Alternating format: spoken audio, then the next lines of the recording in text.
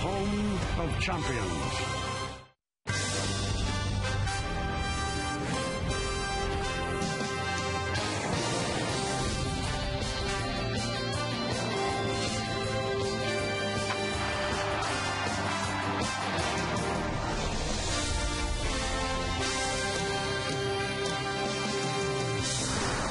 Back in 1939, July 4th, Lou Gehrig was honored at Yankee Stadium. And today on July 4th, well, we wish happy birthday to the greatest country in the world with a baseball game. Another birthday, George Steinbrenner's 80th, and the 7 trophies won during his reign. They are on display right outside the Yankee Museum. As today, the Yes Network presents New York Yankees baseball. It's the world champion New York Yankees against the Toronto Blue Jays in the final game of a 3-game set from Yankee Stadium in the Bronx, New York. Hello, everybody, and welcome to Yankees baseball along with Ken Singleton. I'm Michael Kay. Everybody here at the Yes Network wishes all of you a happy 4th of July. It was a happy 3rd of July for the Yankees yesterday in the 3rd inning specifically. They finally broke out of their offensive slumber. They broke out for 11 runs. Let's see how it breaks down. 15 batters, 7 hits, 11 runs scored, 5 walks, 1 hit by pitch, and it took 39 minutes, 9 runs scored in the previous 4 games of the homestand. And right in the middle of it, Kenny, was a man named Brett Gardner. Yeah, Brett Gardner indeed. The 3rd inning was a charm for the Yankees yesterday afternoon here at the big ballpark of the Bronx. And one of the big blows of the inning was off the bat of Brett Gardner. A grand slam home run, his first ever grand slam as the Yankee offense, which had been slumbering the previous games, came alive, and all the players erupted in celebration in the dugout. Now, those first 3 guys are the starting outfielders on the American League All-Star team. How does Brett Gardner actually compare with them? Look at the numbers. It's a favorable comparison. We're not saying he's an all-star, but he's pretty darn close. That's how good he's been in his first regular season as the everyday outfielder. Let's look at today's New York Lottery pitching matchup. Brandon Morrow is going to go for the Blue Jays 5-6, 4.50. And an all-star, Phil Hughes, is going to get the start for the Yankees 10-2 with a 3.58 ERA.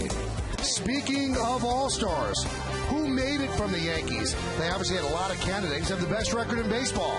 When we come back on segment 2, we'll look at the Yankee All-Stars next, right here on Yes.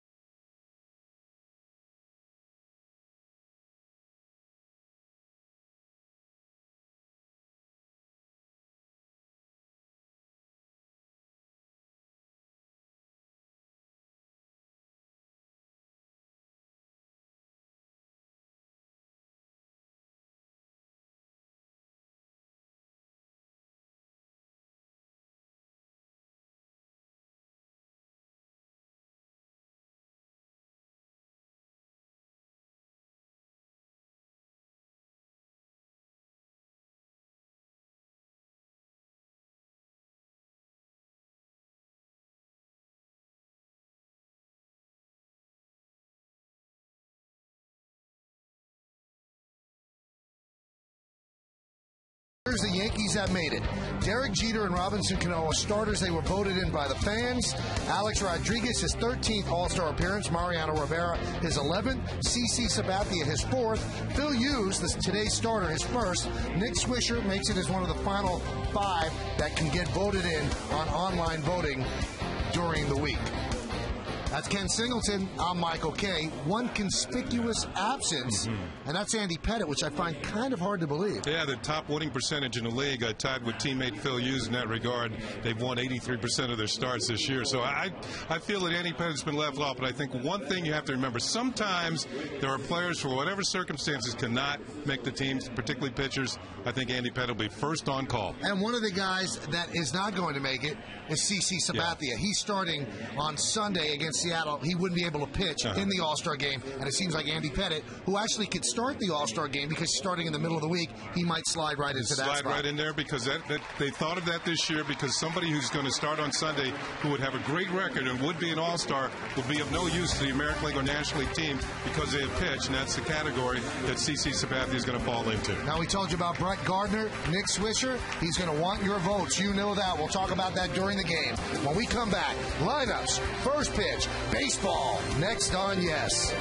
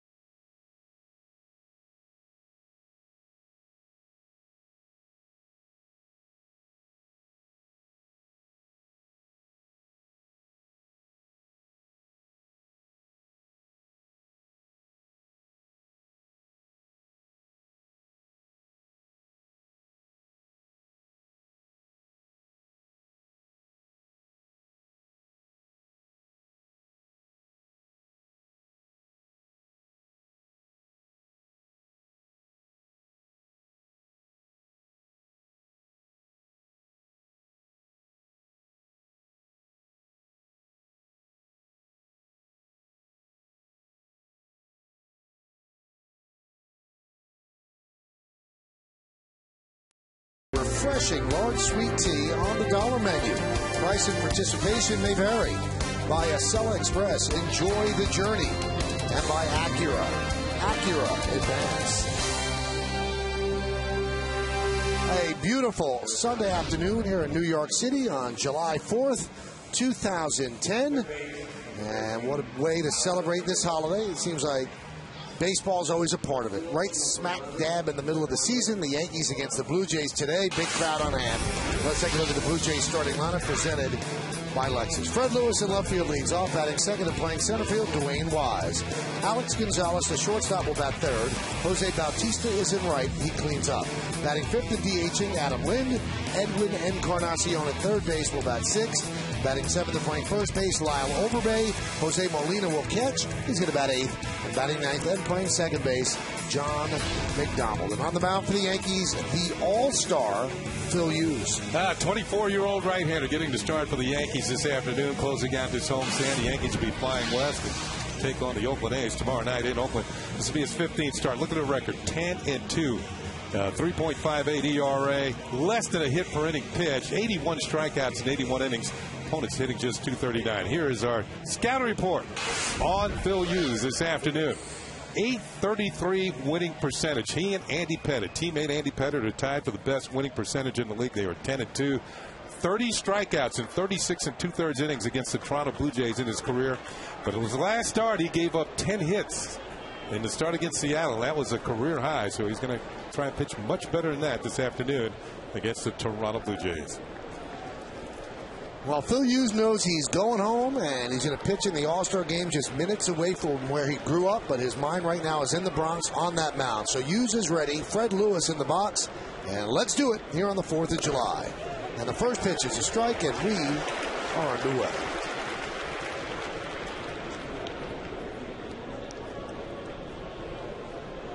Blue Jays won the first game of the series in 11 innings. Yankees won yesterday in regulation time.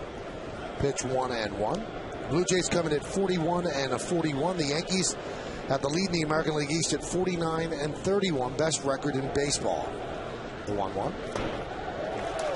And today, as you mentioned, the Yankee winning 49-31. Today is the 81st game of the year, exactly halfway through the baseball season.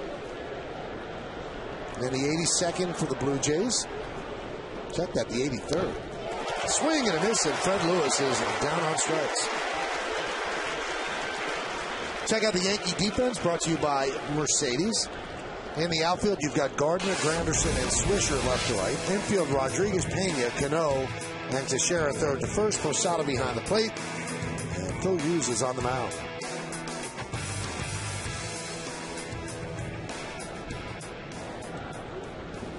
So Phil Hughes last time out had that missed start where they try to cut down his innings. And this time on his normal rest, he deals a strike to Dwayne Wise. Wise getting to start in center field this afternoon. Just a day off for Vernon Wells. No injury involved.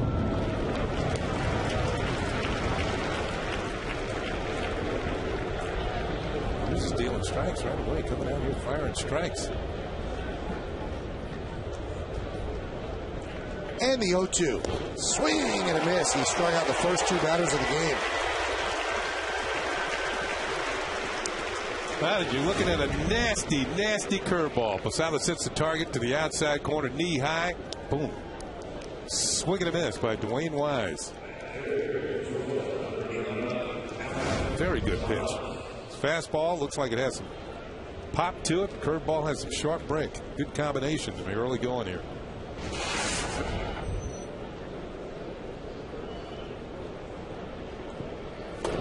Alex Gonzalez swings and misses. Gonzalez has a very odd hitting streak. 9 games in a row and 9 hits. So 1 a day. Sort of like those vitamins. It's a vitamin streak.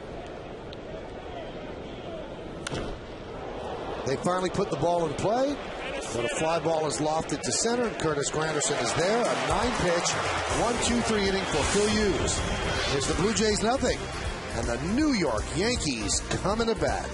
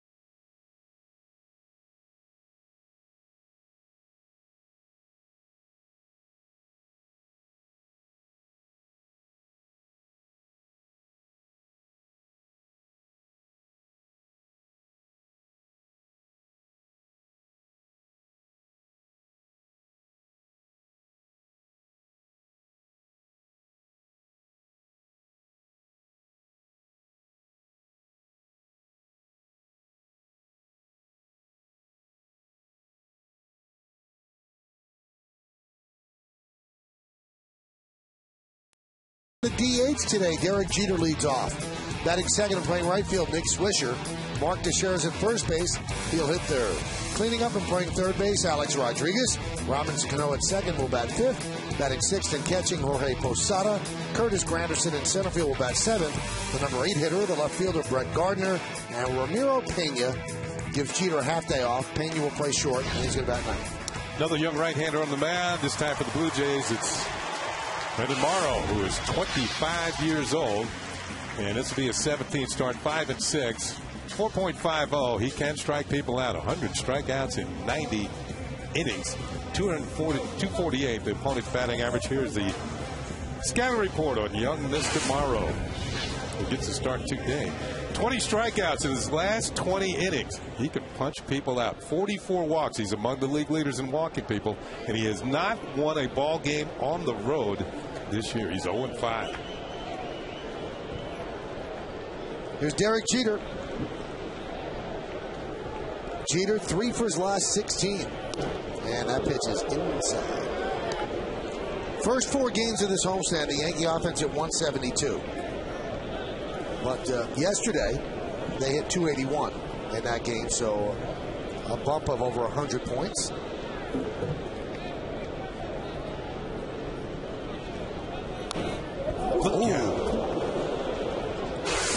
Almost got Nick Swisher in the on-deck circle and went hard into those legend seats right near the dugout. Nick pointing over there, hit it over that way. You know, the thing about it, Michael, you mentioned the team not really hitting, but sometimes you could win some ball games if you get your hits at the right time. You know, you get 5-6 hits in a game. But if you get 3 or 4 of them with runners in scoring position, you get good pitching, you can win those games. But the Yankees weren't hitting particularly well with runners in scoring position either until yesterday afternoon in the third inning. Derek's average down to 281. He was voted in as the starting shortstop. And he will be going to the All-Star game for the 11th time. And a weak hack there. And Morrow puts down Jeter on strikes. Blue Jays defense is brought to you by Mercedes. Let's take a look. Fred Lewis is in left, Dwayne Wise in center, and Jose Bautista is over at right. In the infield, Encarnacion, Gonzalez, McDonald, and Overbay third to first. Molina behind the plate. Jose Molina, he of the Yankees World Series team last year, and Brendan Morrow is on the mound. Morrow likes Molina behind the plate, with Molina catching 3-3, 2.16. And with John Buck catching 2-3, 8.81. Well, Yankee fans know that Molina's a very good receiver. Throws the ball well. Nick Swisher swings at the first pitch and lofts it to left. Fred Lewis for the second out. Let's look at the game time weather conditions presented by Bigelow Tea. It is a beautiful day. As you can see, not a cloud in the sky. It's 92 degrees. It doesn't seem terribly hot. 25% humidity. Winds out of the west-northwest at 13 miles per hour. And there's no forecast. There's just a wish to have a safe and happy 4th of July today. Fire up those barbecues. And there's a strike to Mark Teixeira.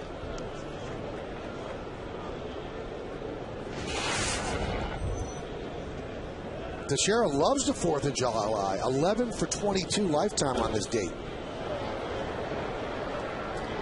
And on this homestand so far, 6 for 17 for Teixeira. Had a big hit in that 11-run third inning. Yankees have been struggling. They hadn't been getting hits with runners in scoring position. He doubled with the bases loaded inside third. The 0-2. And the 4th of July fireworks continue for Teixeira. He's now 12 for 23 in his career.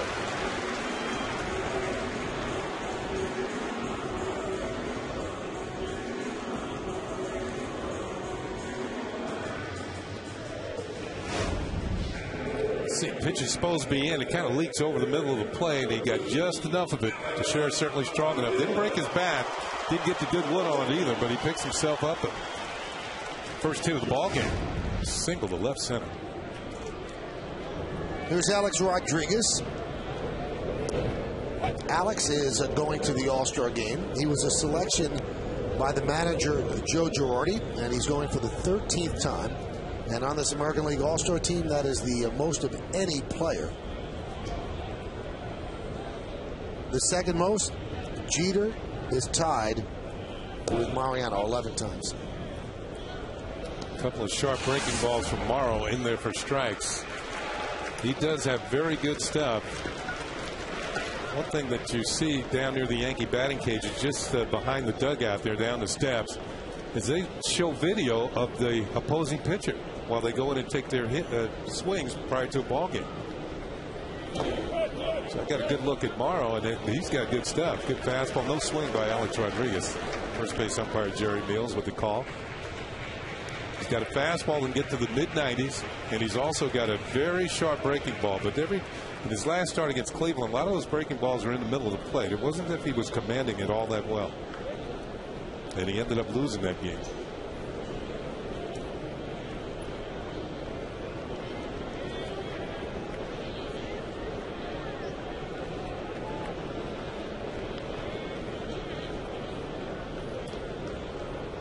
(0-2) count on A-Rod. Swing and a miss. Morrow strikes out 2 Yankees in the first inning. And the Yankees, no runs a hit, no errors, and one man left. We've played one. Pitcher's doing well. It's no score.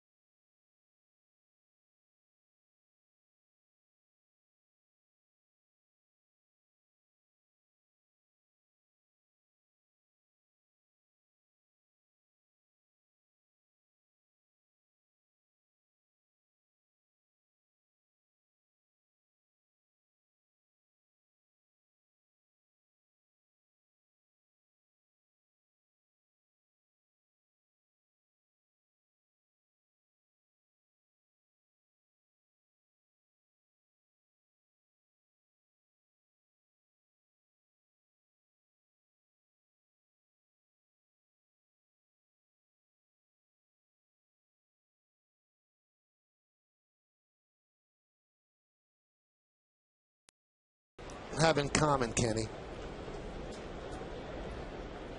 They are the 7 championships won by the Yankees during George Steinbrenner's ownership. I was going to say part of the 27 championships that the Yankees have won. That's right. And all of the World Series trophies won during George Steinbrenner's ownership began in 1973. We're on display today outside the Yankee Museum. The fans can take pictures. Pretty neat display. And also, it allows us right now, everybody here at the Yes Network, and Kenny and Kim and I, wish George Steinbrenner a happy 80th birthday. Hope he's enjoying the game back home in Tampa with his family. All the best. And may you live as long as you want, but never have to want as long as you live. That one has popped up and just out of the reach of Teixeira. I think one thing that the city of New York has to thank Mr. Steinbrenner for, because the mission statement is always the same. You saw those 7 trophies, and that's what they're after the next one, each and every year. And Joe Girardi said before the game, he said, it's amazing the resources that we have in order for us to succeed. And he said, we have to really thank George Steinbrenner for that. There's a strike. So the count 0-2 on Bautista. Both of these pitches throwing strikes. Both of them struck out 2 in the first inning. Yeah, these are 2 of the better young strikeout pitchers in the league. Popped up. Cano calls off Teixeira and makes the play. IOTV offers you incredible HD picture and sound. HD is free with IOTV, the official HD service provider of Yankees baseball on Yes.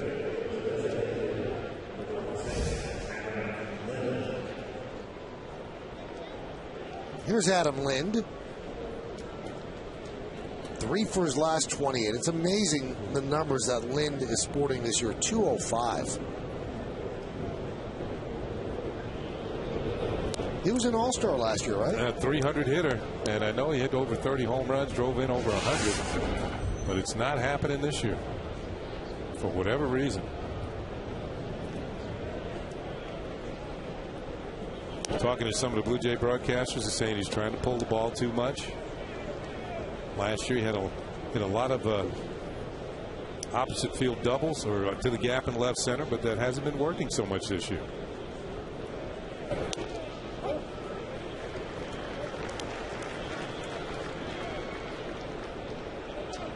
You see the difference, 16 home runs a year ago, and now 9, and 310 to 205. That's as of this point. Yeah, exactly. Count 3-1.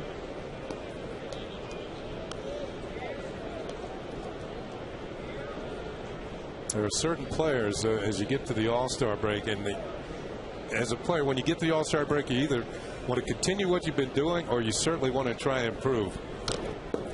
And when you think of Land and you think of Aaron Hill, who has the day off today, he's not feeling very well. These are players who look in the mirror at the halfway point in the season and say to themselves, what do I have to do to make myself a better player in the second half? Do I have to work harder? I don't know. These two young men are certainly hard workers. But maybe concentration or whatever is going to have to improve to bring their numbers up in the second half. Well, that's not going to help as he goes down on strikes. Third strikeout for Phil Hughes. Lynn finished last year at 305, 35 homers, 114 ribbies. Not this year. High riding fastball towards the middle of the plate, just about letter high, and he can't quite get to it. Underneath it, Phil Hughes with a blazing fastball this afternoon. 2 strikeouts on fastballs and 1 on a breaking ball. There it is in Yesmo. Still too quick for Lynn's bat. His Encarnacion. Grounded foul.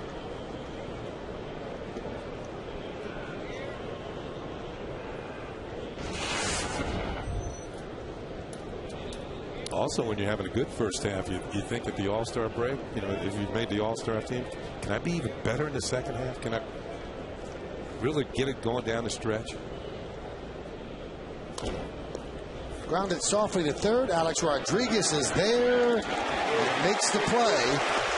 And 11 pitch inning, 20 total pitches for Phil Hughes. 1, 2, 3, 1, 2, 3. We go to the bottom of the second. No score.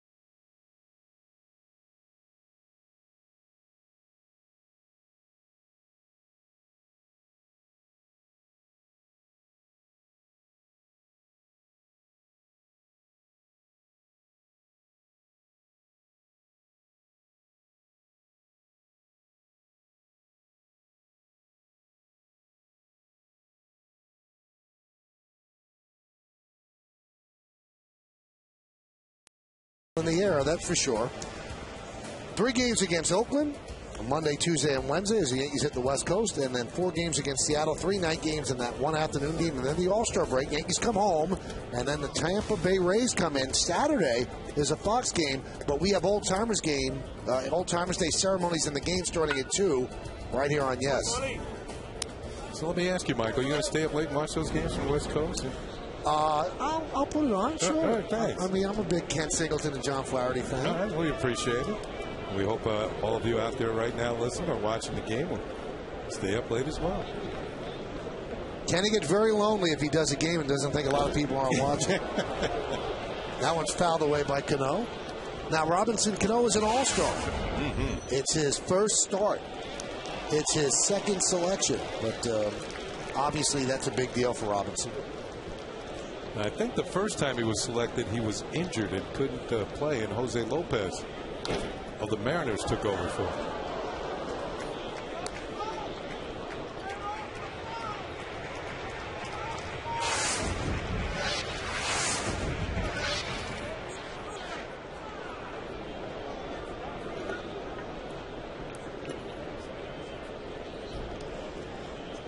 Well, with Jeter and Cano starting in the All-Star game, it's only the second keystone combo for the Yankees to ever start in the All-Star game. And the other pair, Bucky Dent and Willie Randolph, started in 1980 and 1981. The Dodgers, Brooklyn Dodgers, Pee Wee Reese and Jackie Robinson are the only other teammates to do that for a New York team. And that was 1949, the All-Star game at Ebbets Field. 1-2. Look out. It's 97-mile-an-hour fastball. The 1981 game was in Cleveland, and that was the first game after the strike that year. That was in Cleveland, on the American League team that year. It's like 80,000 people there. 80,000 people, and a lot of them weren't very happy with the players. 2-2. Dribbled slowly. First base side of the mound. Morrow almost handcuffed Overbay for the first out. Let's take a look at the American League starters as voted on by the fans. Crawford, Hamilton, and Ichiro left to right in the outfield. Infield, Longoria of the Rays, Jeter, Cano, Morneau of the Twins, the DH Guerrero, and Vlad Guerrero's had an unbelievable season for Texas. Joe Mauer of the Twins behind the plate. Still no announcement on who's going to start the game. How about Vlad Guerrero? The Angels let him go. He goes to Texas. He's having a great year. Comes back as an all-star with the Texas Rangers. In Anaheim. In Anaheim. Pretty cool.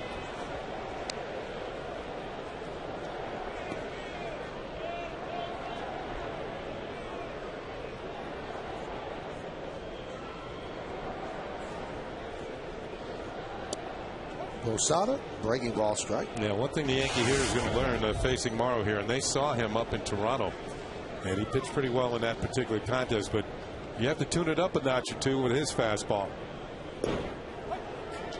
Now, Brandon Morrow is an inspiration to people that have diabetes. He has type 1 diabetes, and it was diagnosed when he was in high school. And he actually wears an insulin pump when he's not on the mound.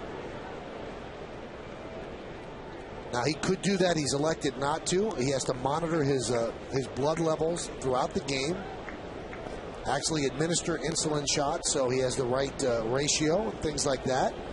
But he said it's just part of his life, and he can still do what he has to do. And being a starter actually makes him, more regimented in the things he has to do. And there you see his resume from Santa Rosa, California.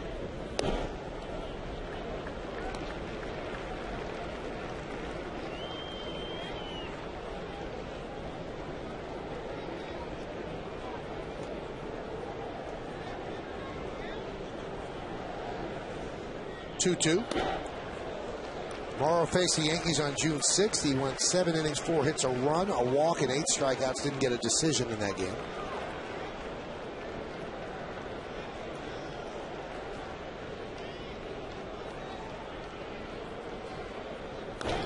Popped up.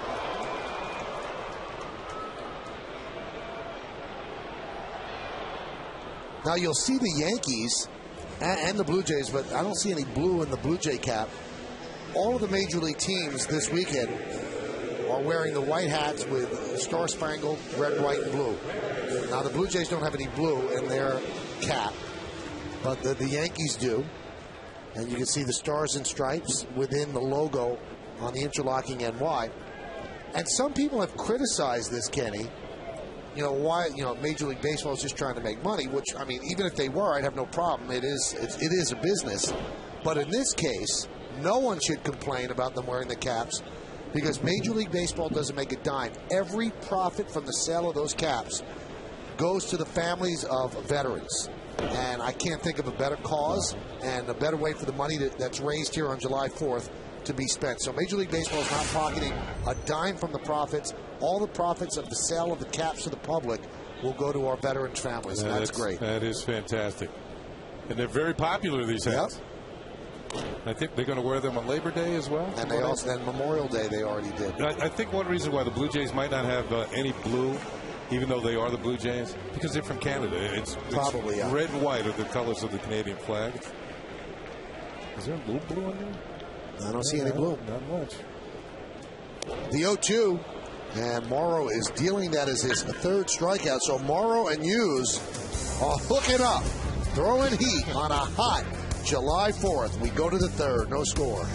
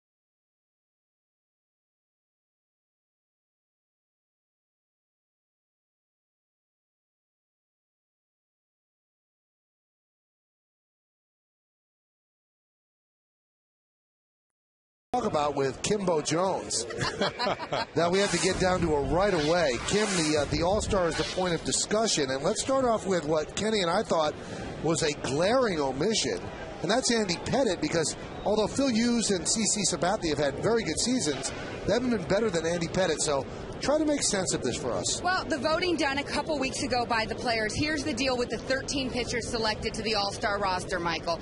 8 of them are selected by the players. 5 starters, Hughes among them. 3 relievers, Mariano the first selection, of course. Now, the manager then fills out the rest of the 13-member staff for the All-Star game. That's 5 picks.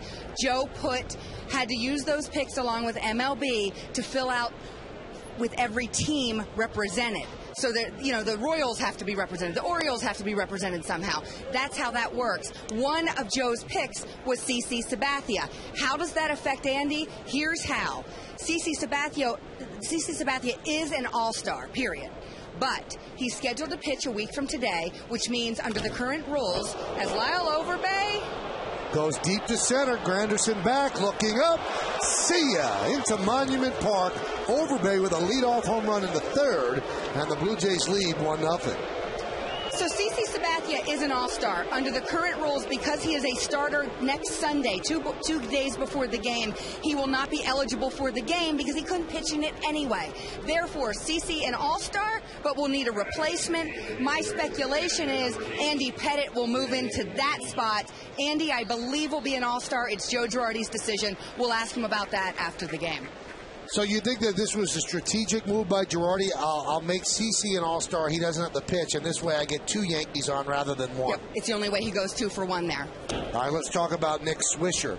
He's part of the 5 men that will be voted on by the fans for the final spot. So are the Yankees politicking for Mr. Swisher? Absolutely. For that 34th spot on the AL roster, fans get to pick. It is this easy. You go to Yankees.com and you vote for Nick Swisher. The campaign is out. Jason Latimer from the PR staff literally fell down the stairs trying to get this stuff to me before my pop here. We have a little paddle That is Swisher, of course. In the middle, we have stickers. I'll bring some to you and Kenny in the booth. But Nick Swisher tells me it would be a thrill to be an All-Star for the first time as a Yankee.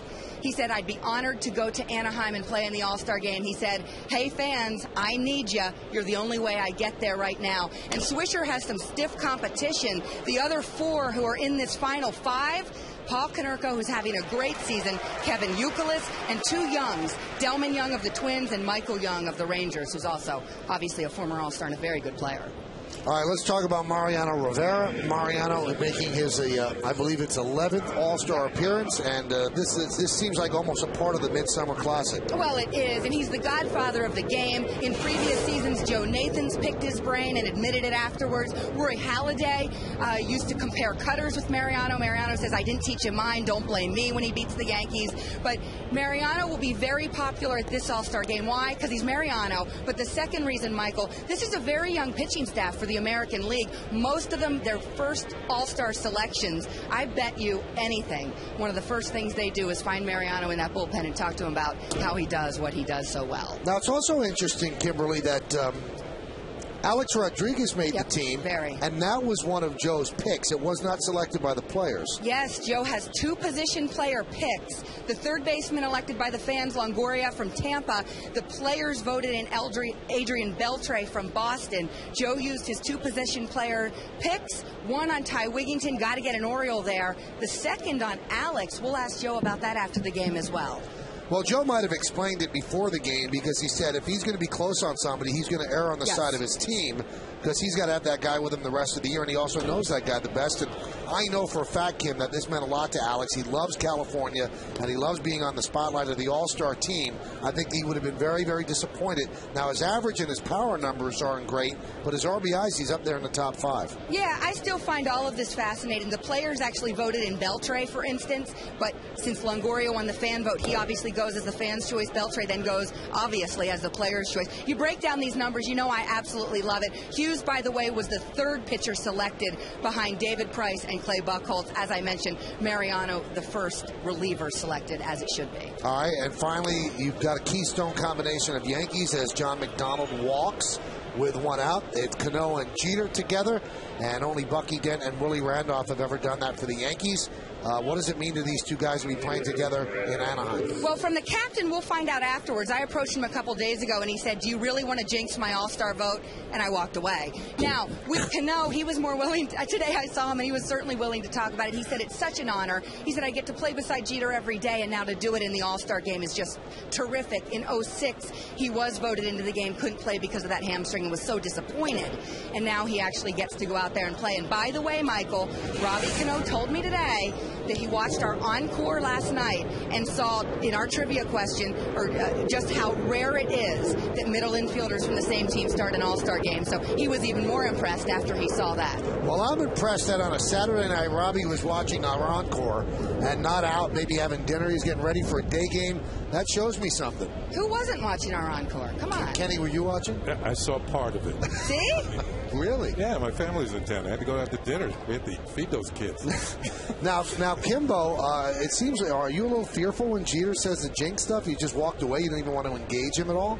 I was really confident in the vote. He was so far ahead. But there was a moment where I thought to myself, if this does happen somehow, He'd never I am you. absolutely done. Forever. I'd have to quit. But here's the other thing for Jeter, by the way. I'll ask him about this after the game. If the National League's winning in the 8th inning, say 3-2, you think that rally monkey's on the scoreboard? I would think it probably is. Yeah, I think so, too. And he loves the rally monkey. Jeter does. Yes, absolutely. Who doesn't? A font of information. Wouldn't you agree, Kenny? Unbelievable. And I have one more for you. Oh, Michael. really? We were ready to send you away. But what else do you have? I got a little perspiration on the side of the brow here, I got to admit. Heat index right now, 115. It was 110 yesterday, way hotter today, 115. Well, maybe it's that sticker on your shirt that's making you hotter. Whatever. We'll see you later. Thank you. All right, that's Kimberly Jones, and she'll be with us at the postgame. So a quick trip by Dave Island as Hughes looked so great in the first 2 innings. It serves up the home run to Overbay and then the walk to McDonald, now 2-0 on Lewis. And whatever Island said worked as he throws a strike. Yeah, Overbay's was not a cheapie. Straightaway center field. Out towards the monuments.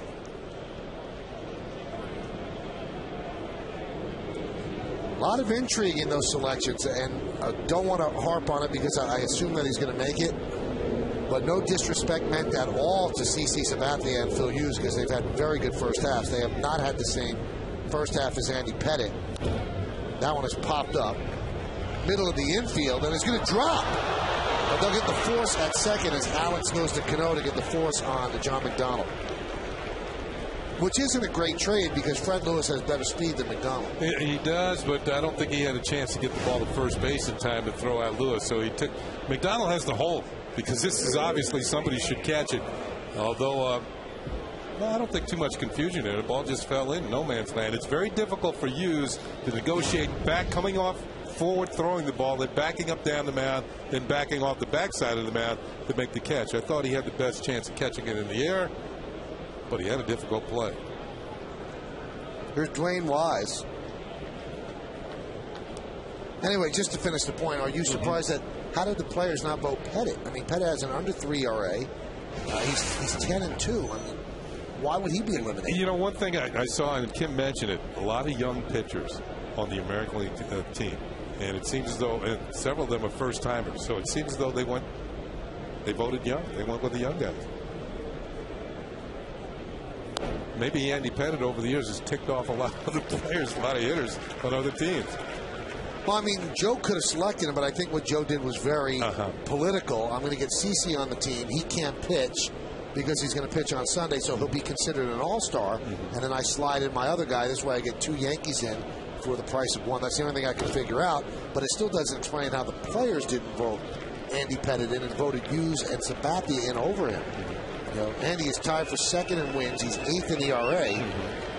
It's an odd omission by it's not the fans this time. It's the players. Yeah. You know, I am happy though that all facets of the game, like the manager gets to pick, the players have some picks, and the fans have some picks. So everybody should be happy with what happens. The 0-2 in the dirt, going to second was Lewis. He was running anyway, so that's a stolen base. And we'll also talk about this a little later on very quickly. I know a lot of fans, and you'll see Lewis take off. A lot of fans were wondering. Steven Strasburg of the Nationals did not make the National League team, and I don't think he should have, not with the body of work that he has. He's been very good, but 6-7 starts, while other people have had 15, 16 starts, I don't think it would be fair to eliminate somebody else. And Charlie Manuel of the National League did not select Strasburg. I agree with that. I think there have been players or pitchers in particular who have been on longer. It's time for the Toyota text poll, and today's question is, should Steven Strasburg be an all-star? Now, he's not, but how do you vote? You can text us at 58772. Standard text messaging rates apply. 1 is yes, 2 is no. Hey, he didn't pitch that great against the Mets yesterday. No, I didn't. I would say no, as I was trying to say that a lot of other guys have pitched 100 innings or so and are more deserving. You know, as good as he is, he's going to make all-star teams in the future. I think Fox, which is broadcasting the game, would like to have him on because it probably gets some eyeballs to the set. But if the game counts, well, then it can't be a carnival. Swing and a miss, and Wise down on strikes for the second time. 1 run, 1 hit, no errors, and 1 man left on base. The 1 hit, Lyle Overbay led off the inning with a booming shot in the center field onto the netting right above Monument Park. 1-0 Blue Jays.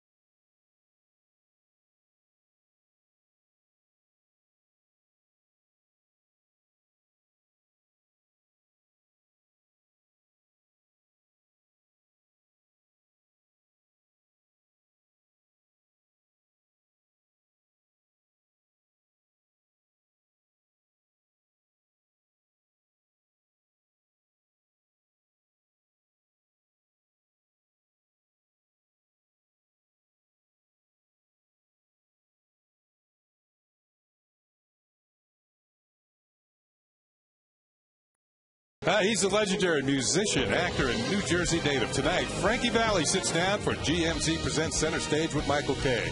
From his chart-topping days with the Four Seasons to his recent cameos on the hottest TV shows, Frankie Valli discusses his legendary career on Center Stage tonight at 8, only on Yes. Oh, what a night.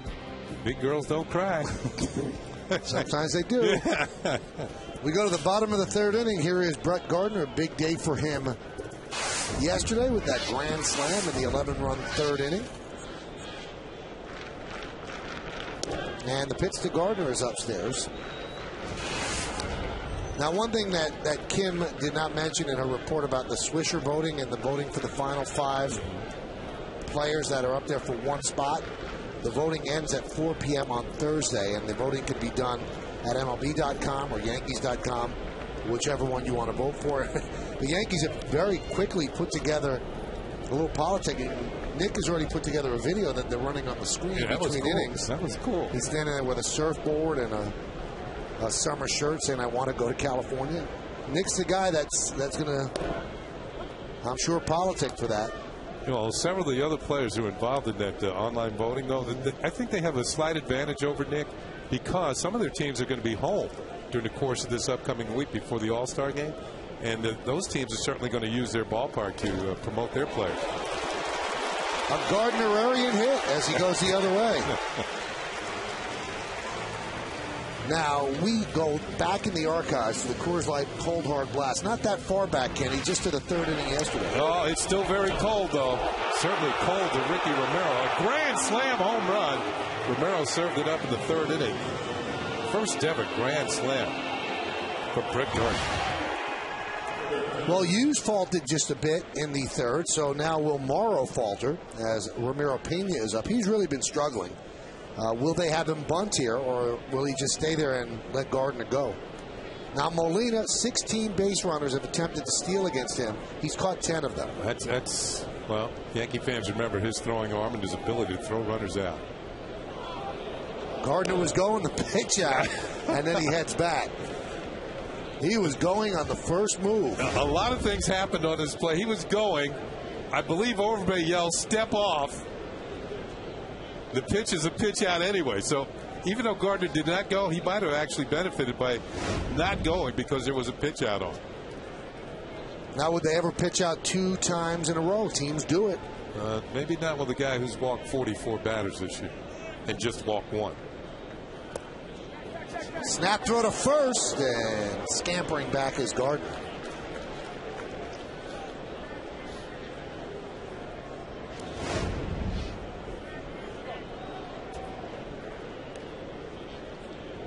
There's a throw down to first as Gardner gets back quickly.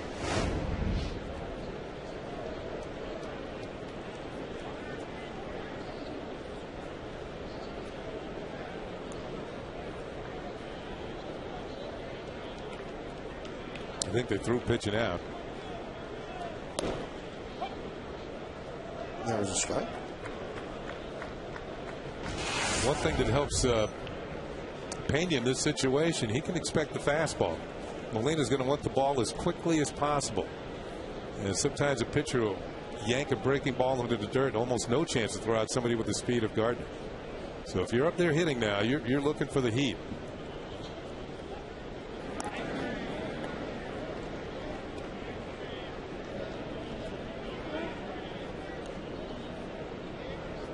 On the scoreboard, on Ramiro Pena's information on the center field scoreboard, they are already campaigning for Nick Swisher. Maybe Ramiro is. Swing and a foul tip as Gardner was going. Probably had the base stolen. There it is. Send Swish. You know, I talked to Swisher before the game, Kenny. He said, "I'll do anything to go. I don't care how I go. If I get there, that would be great." Some players would not want to take part in it, but Nick is very lighthearted and he has fun, and he does want to go to the All-Star game. Well, he hasn't been to one yet. Yeah. And when you experience one, you want to go time and time again.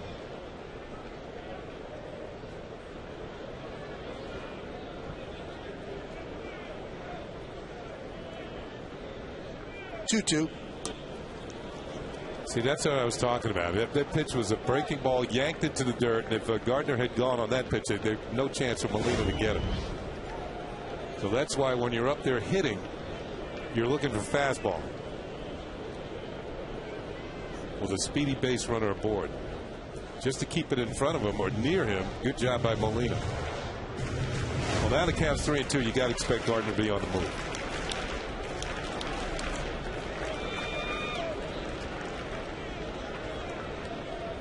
There he goes. And that's punched out to the left side. And it's an infield single. Everybody was moving there. The shortstop went to cover second base. The third baseman, Encarnacion, had a range forward to his left. It was a slow roller. Perfect storm. Pena with an infield single. And you throw in Pena's speed, and you're right, an infield base hit for Ramiro Pena. Encarnacion well to his left. You can see that just about the whole left side was open except for him. Couldn't get much on the throw, and Pena beats it out. Well, he was well across the back.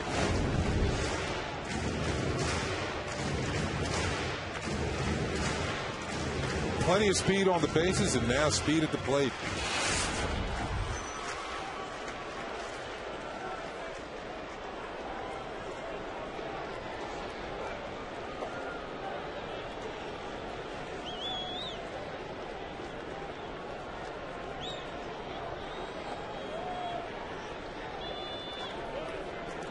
Jeter with a bunt. They're going to go to third. They don't make the play. Overbay got very greedy with the speedy Gardner. So Jeter's going to reach. Bases loaded, nobody out. Well, one thing you got to know who's running. And one of the fastest runners in the league. Overbay took a chance. He did get to the ball quickly, and maybe he would have had it out with an average runner at second. But this is one of the fastest runners in the league, and you can see that Gardner is obviously safe at third base. And now the Yankees have the bases loaded and nobody out. Poor decision by Overbay. Now, Jeter's going to get a sacrifice and reaches on a fielder's choice. Pretty good bunt. Overbay immediately goes to third and does not get Brett Gardner. Here's Nick Swisher. Swisher put the first pitch in play in the first inning, hit a fly ball to left. Only the 33rd time all year that he did that. Usually works the count and takes pitches. Talking to Nick before the game as Mauro Molina are talking things over on the mound. Nick was saying that he hadn't been swinging the bat particularly well left-handed lately, so he'd like to get something going left-handed.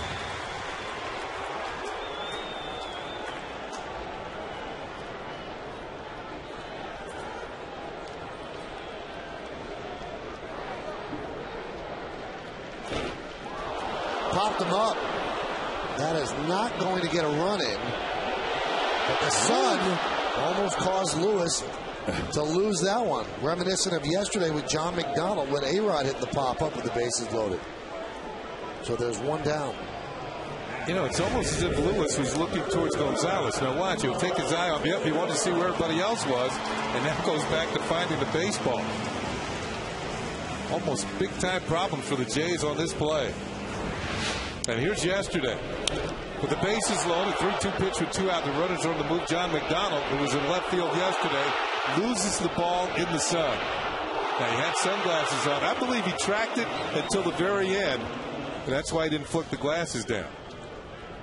Teixeira swings at the first pitch and pops it up. Encarnacion toward the stands, and he runs out of room.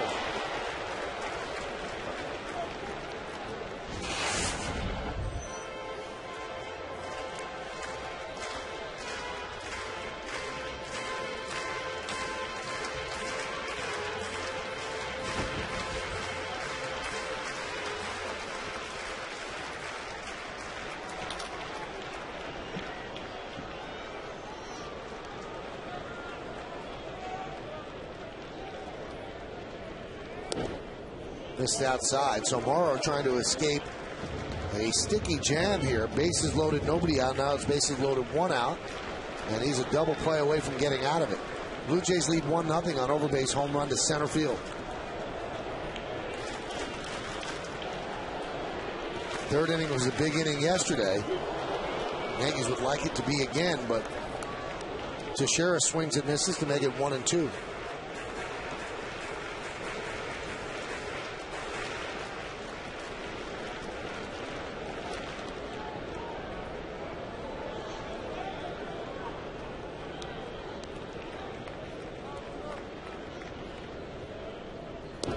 Outside, 2-2.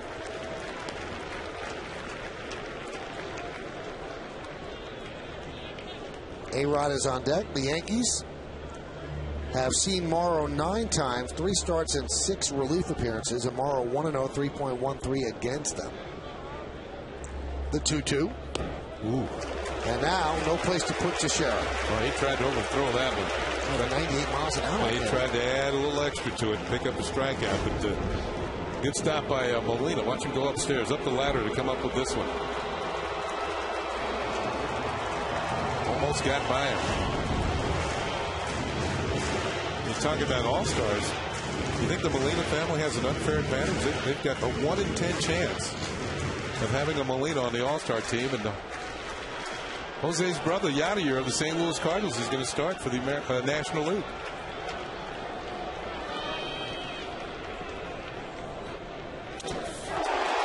Fly ball, right field. Bautista is there. He'll make the catch. Tagging is Gardner. He'll score. Moving to third is Pena. A sac fly for Teixeira. And it's a 1-1 game. Let's see how they attack Teixeira. And the pitch-by-pitch brought to you by Suzuki Kazashi. Well, the count ran full at 3-2, and starts him off with a good fastball. Popped up foul. Had to hit the corner and missed. 1-1 with another heater. Changeup swung on and missed. Another changeup, missed again, 2-2. There's that high fastball. Now it's 3-2. And off the end of the bat, as we look at Yesmo, or else this one would have been in the seats. And I believe he broke his bat, but got enough of it to get the run in from third. So here's A-Rod. First and third, now 2 outs. Game tied at 1. Boy, this kid throws hard. 97 miles an hour, 1-0. Third inning has been the Yankees' big inning this year. They've scored 66 runs now in the third inning. Far more than any other inning on the board.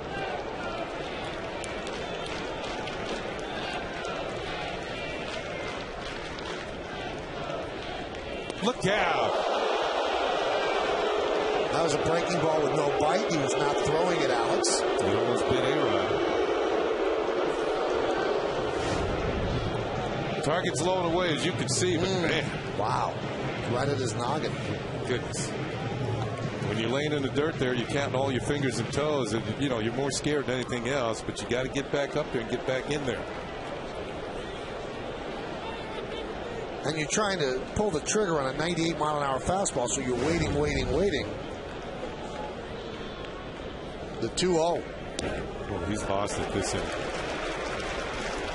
Having trouble from the stretch. We've seen pitches all over the map in this inning. There's pitching coach Bruce Walton looking on.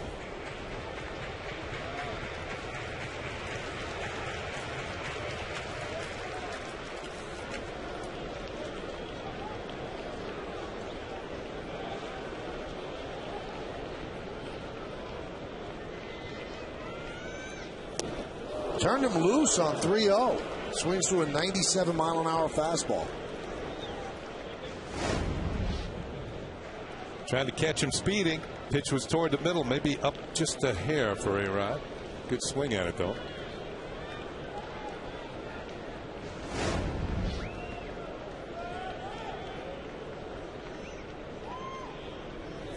Again, powered it right by him. Now 98, so dialing it up.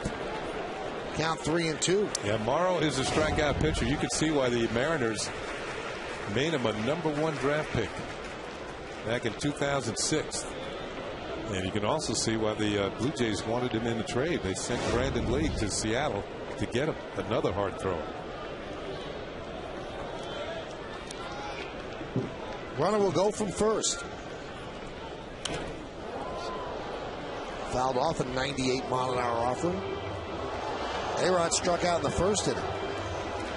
This is a spot, Kenny. If he drops in a breaking ball, he strikes him out because he's dialed up. Yeah, but right now in this particular inning, Morrow hasn't had much control this inning. He's been kind of all over it. Yeah, you're right. I agree with you. He'll lock him up if he throws a breaking ball. But they want the fastball away. 3-2. Line. Base hit to left field. Scoring is Pena. Jeter moves to second. Alex Rodriguez with an RBI single.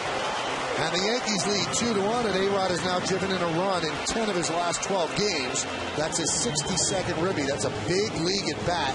Morrow against A-Rod. Yeah, he finally caught up to a fastball. You can see this one was not away. The target was away, but it was on the inner third, and A-Rod was quick. Trusting his hands to get the barrel of the bat to the ball, and a solid line drive to left field. He gives the Yankees the lead. Knocks in Pena from third base.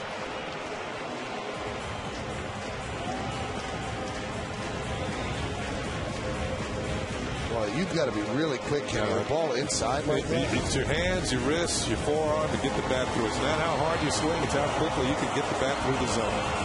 And that was about as quick as you can do it, because that fastball was about 98. So Bruce Walton goes out and talks with Morrow. No action right now in the Blue Jay bullpen. Yankees lead 2-1. So we are in the bottom of the third inning, and here is Robinson Cano. Tapped to the first base side of the mound. That was in the second inning, so he's 0 for 1. Robinson is 3 for his last 16 and 1 for his last 11, so a little bit of a slump.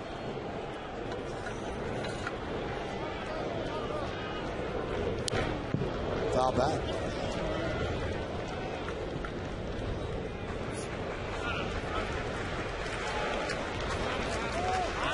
Morrow struggles with men on base. Entering today with a man on base, opponents at 291 against him. 216 with the bases empty. Something about working out of the stretch.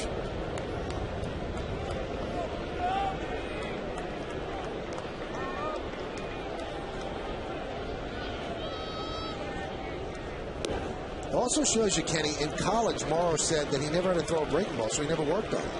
He said, I always could get by on 98 to 99, and I didn't need to develop a breaking ball. And that's why he might be behind the curve, no pun intended, in that case. I saw where you went there, but he does have a pretty good breaking ball, but I don't think his command, he can throw it for a strike, but sometimes it's in the middle of the plate. All the video I saw before the game, it was in the middle of the plate.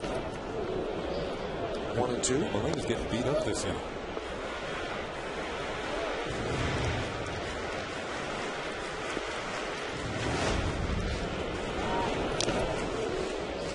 Fans might remember that recently Victor Martinez of the Red Sox fouled just like this, foul ball, but more off of his thumb, and fractured the thumb is on the disabled list.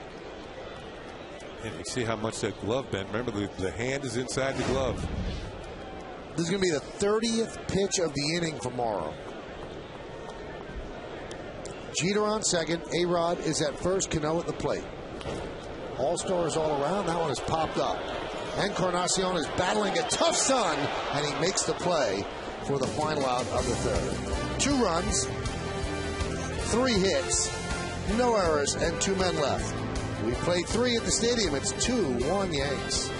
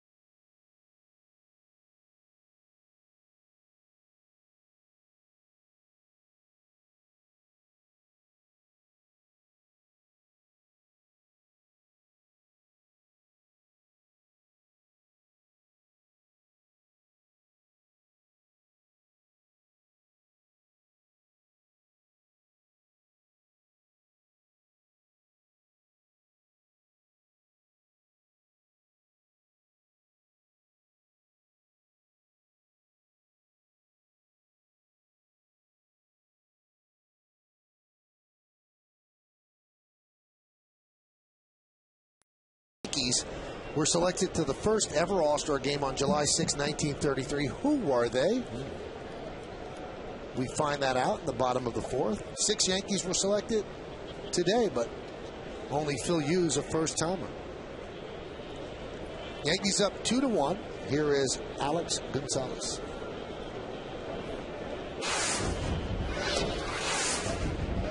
Count 1-0.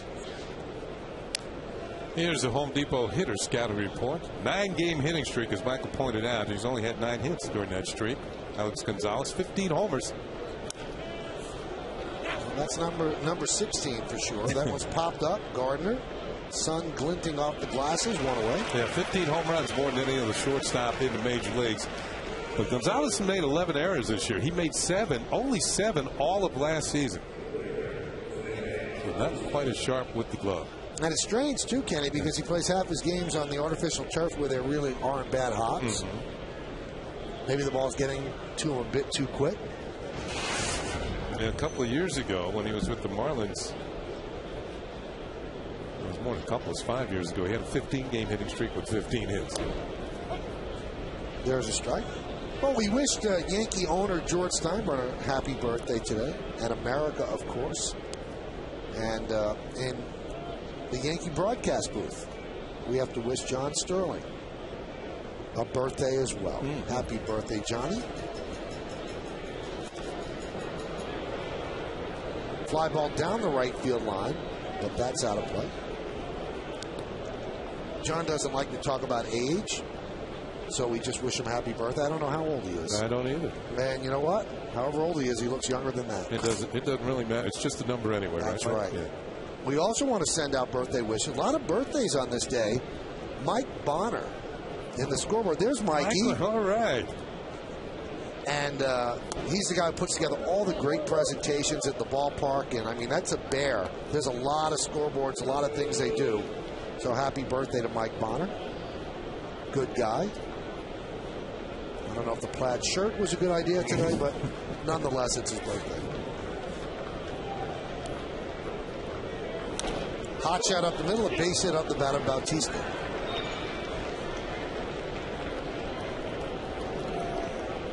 Hey, stay tuned during the 6th inning for a message from our friends at Miller High Life with a sneak peek at how we can give returning vets a piece of the high life.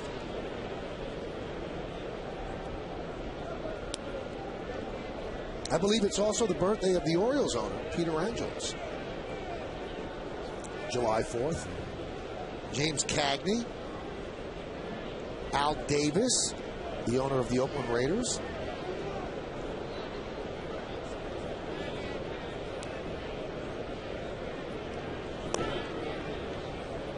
Count 1-0.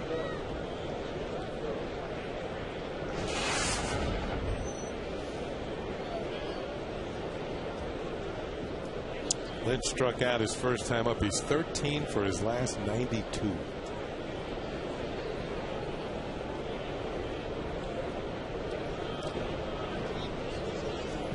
Right about this time, Kenny, I know you've told me stories that you were struggling sometime in June. Right about this time, has he given up on having a good year? No, I wouldn't do it. There's too much baseball left. I mean, you can still rush your way. Maybe not to 300 like he hit last year, but certainly you can get up to 280. And he can rush it. I mean, this is a good young hitter. It just, for whatever reason, it's not been happening. Maybe chasing too many pitches out of the zone. And you got to remember, when hitters like Lynn have good years, young hitters, a lot of video out there. The opponents are just studying and studying. How can we get this young man out? What do we have to change to get him out? So it's up to him to make readjust. It hasn't happened as of yet. Swing and a miss. And right there, Phil Hughes has thrown 2 fastballs by him. And he struck him out on he struck him out a curveball the first time up. So he's remembered that curve in his mind. It was a very good one, though. That curveball would have struck out a lot of left-handed hitters, knee-high on the outside corner. Let's see how they go at him this time. But as a hitter, those are the things you have to remember. Foul ball. And that time they went with the heat, tried to blow it by him outside. Oh, it's a good pitch, too. Knee high on the outside corner. Posada's target. Man, right there.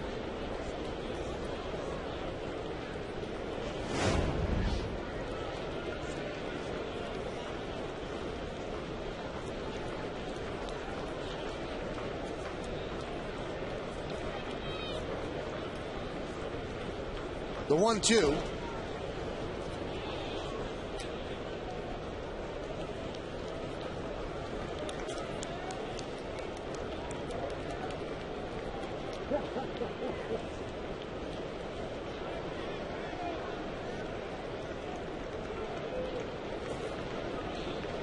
Bautista leads off first, 1 out. The 2-2. Oh, what a play by Teixeira. He'll get the force at second. That's all they get. Wow, Lind, who's struggling, probably thinking, really? Why me? Mark Teixeira raging far to his right off the bag. And, you know, we see about to play a game that you don't see other first basemen make. And from his knees, just want to get the lead runner. Probably knew that he couldn't get two, but Bautista is erased. This ball looked like it was destined for right field. I wouldn't say it was routine, but for him, it's getting to be that way.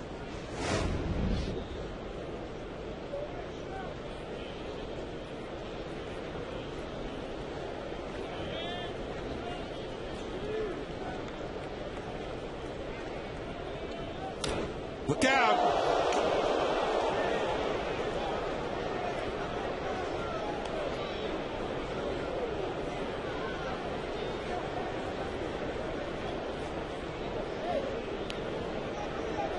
Looks like everybody's okay.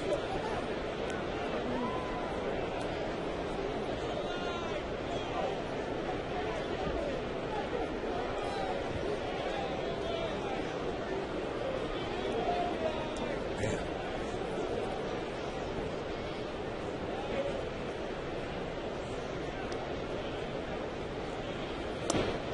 Pitch inside.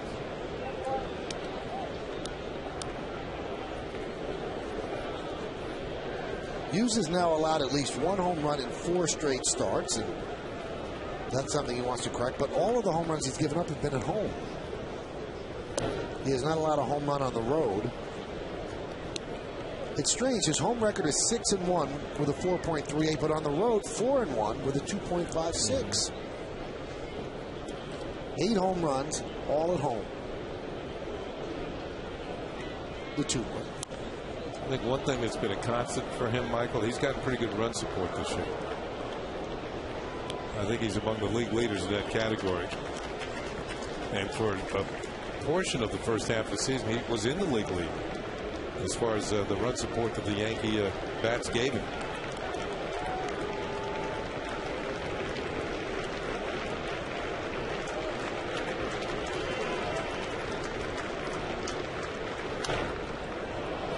Popped up and out of play.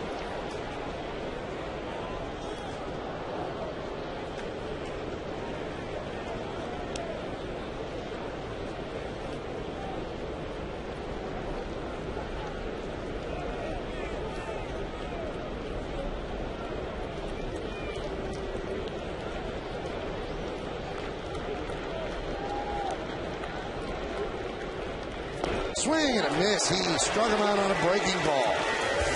In the 4th, no runs a hit, no errors, and 1 man left on base. Let's go to the bottom of the 4th inning. Yankees lead the Blue Jays 2-1 on this Independence Day. You're watching Yankees baseball right here on the Yes Network.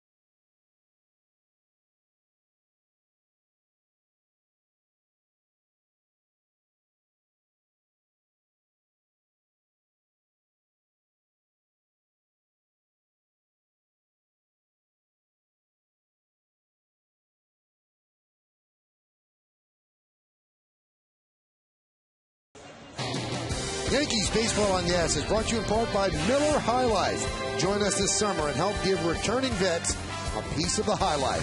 Go to MillerHighlife.com for details. Lou Gehrig Plaza. 71 years ago today, he gave one of the greatest speeches, not just sports speeches, but a speech that still resonates during Lou Gehrig Day at the stadium across the street. The luckiest man on the face of the earth speech. And that was really the start of Yankee Old Timers Day, which is going to be this year next Saturday.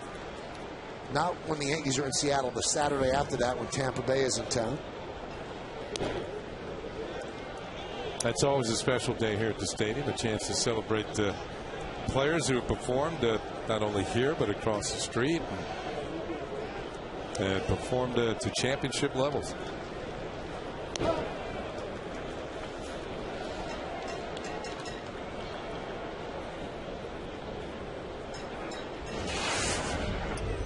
It's a big chance to review Yankee history for some of the youngsters who come out here and hadn't seen some of the Yankee greats of the past.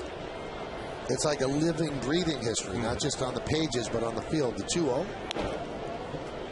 3-0 to Posada. It's a chance for moms and dads and grandmas and granddads to pass along to their grandchildren the memories of yesterday. Or yesteryear. 3-0. Oh, that's right.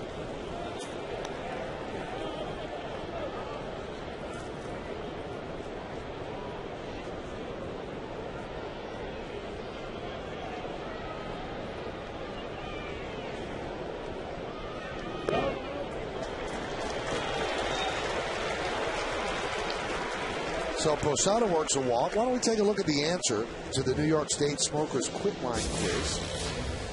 6 Yankees were selected to the first ever All-Star game on July 6, 1933. Who were they? Babe Ruth and Lou Gehrig, I guess, were 2. Well, Babe Ruth hit the first home run. Ben Chapman, Bill Dickey, Lou Gehrig, Lefty Gomez, Tony Lazzari, and Babe Ruth. That's pretty nice. Those are some big league names. That game was played at Old Comiskey in Chicago.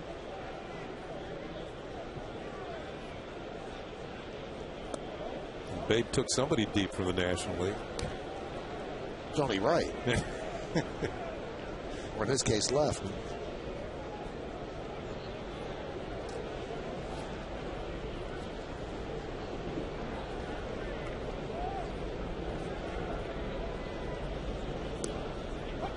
Strike to Granderson.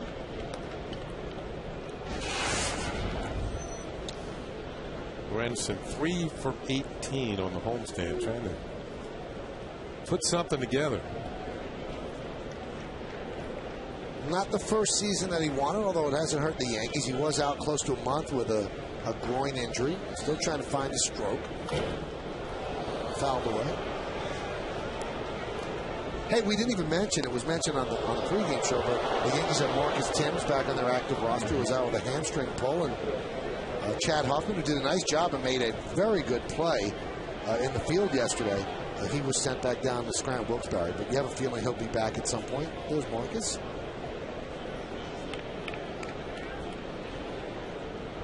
The 1-2. 2-2. Molina's getting a workout behind home plate, trying to save wild pitches for young Mr. Morrow, who's definitely got a power arm, right? Up the ladder once again. As Molina corrals that one.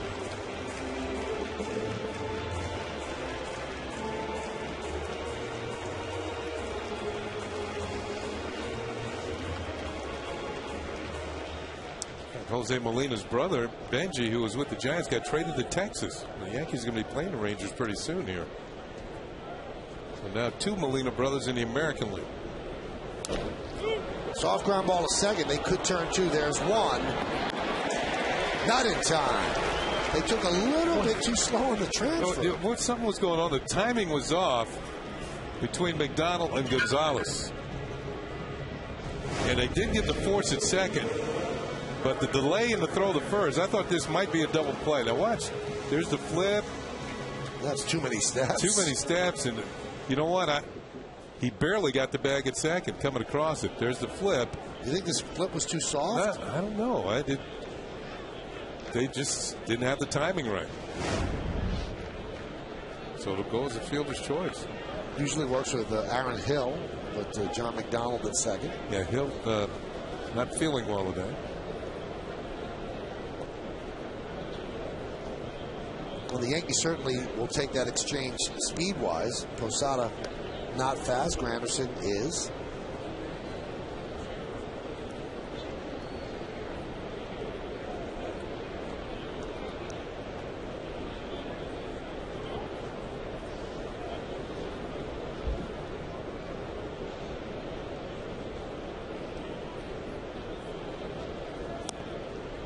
There's a strike. Speaking of Wise, Dwayne Wise in center field is very shallow for Brett Gardner. Now, one of the dangers here, when you play this shallow with a hitter that's this fast, if he gets one to the gap, it's going to be a triple. And not only do you have one run in, but you also have a runner at third that can score in a sac fly. Also, Fred Lewis is an extremely shallow left. Yeah. You'll see where the left fielder was supposed to stand because there's like a brown patch of grass right behind him by about 15 feet. That's usually where the left fielder stands, right there. See, I think that has to do with Gardner's little bloop hit the first time up. But he's got power. He showed that yesterday.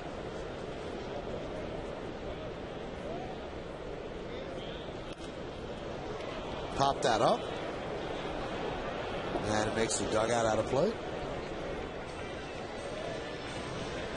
That's how shallow he is compared to the worn out spot there. Yeah, there it is.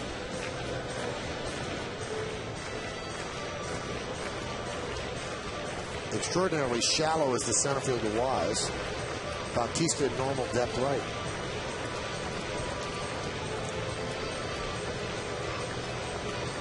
Well, after over his last 26 games, Gardner's hitting .387, scored 16 runs, drove in 12.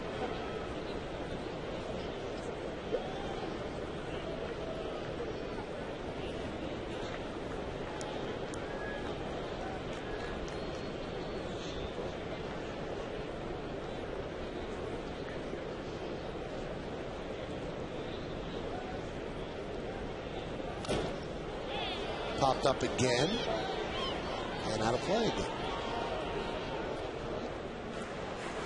Gardner has become quite proficient at spoiling pitches, especially with two strikes, until he gets one that he likes and can put in play. Do you think, Kenny, that hitters can't foul balls off on purpose? I think it takes a hitter who does not have a particularly big swing, because if you have a bigger swing, there's more of a chance you're going to miss it. And he's sort of like just slashing, trying to hit the ball the other way, particularly with two strikes. Now, they're saying that he swung. There's going to be an argument here. And Granderson goes to second on the wild pitch. Now, he's going to say the ball hit him. But if the swing will supersede the ball hitting him. So if Dale Scott has said that Brett Gardner makes an offer at this pitch. Now, he's actually hit by the ball, but he says he swung the bat. Now, if you take a look at, did he hold up? I think that's pretty close. Oh, that is close. Yeah. Now, this might be the definitive angle. Does he go around? Real close. Really close. The ball hits him. Now, Gardner said it hits him, which means he wants to go to first. But Dale Scott said he swung at the pitch and struck out. Now, Cito Gasson's thinking that. I don't think that the runner can go to second. No, I don't think so either. Did hit the batter. I think he has to go back to first. I would think so too, because how could it be a wild pitch? Doesn't it become dead once it hits the batter? Now the swing will supersede the hit by pitch, but it shouldn't supersede a wild pitch. He's got to go back. Well, they're letting him hang there at second.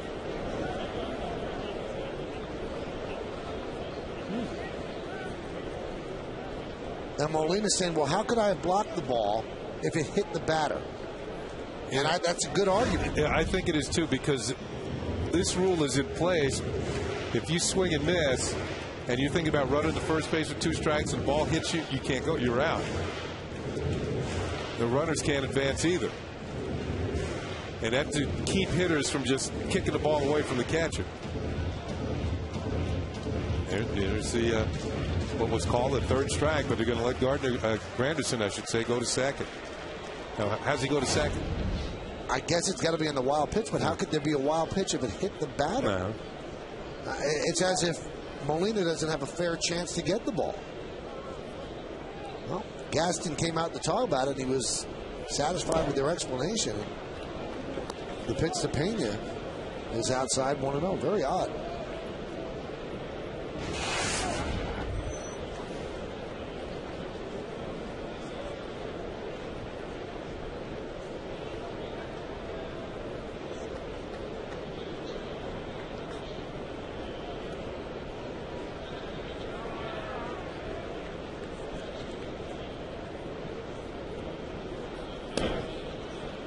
Count 2-0. Pena with an infield single toward shortstop, fielded by the 3rd baseman. That was in the 3rd inning. Ended up scoring the Yankees' 2nd run. They're up 2-1. Bottom of the 4th, and Granderson is at second with 2 outs.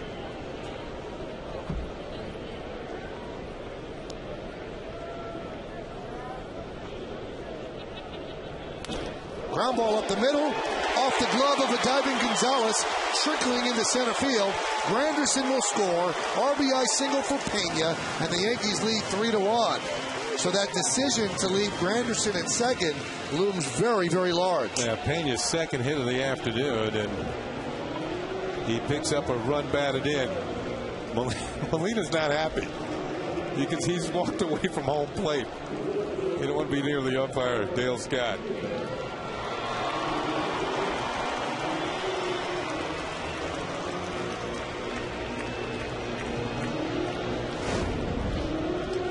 Here's a hit by Ramiro Pena.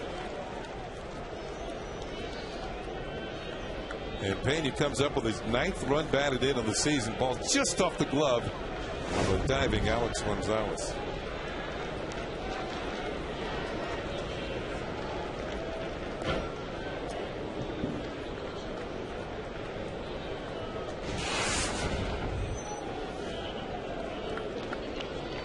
Pena a threat to go. Over at first.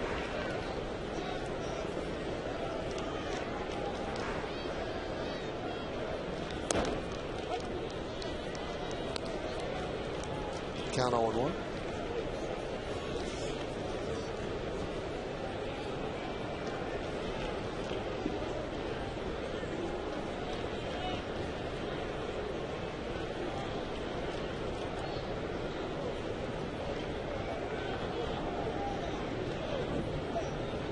Runner goes. And no throw by Molina.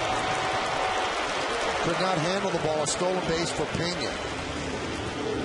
Trying to be a little extra quick, and the transfer from glove to hand was not successful.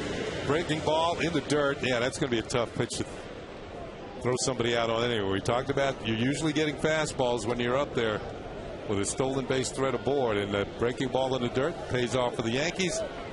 Pena with his 3rd stolen base of the year. He's yet to be caught.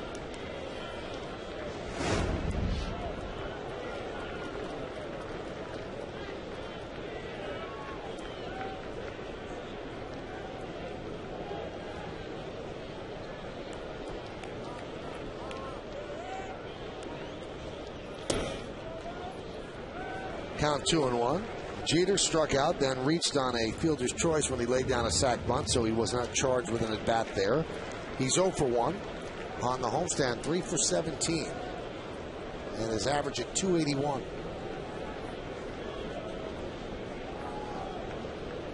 The 2-1. And it's 2-2.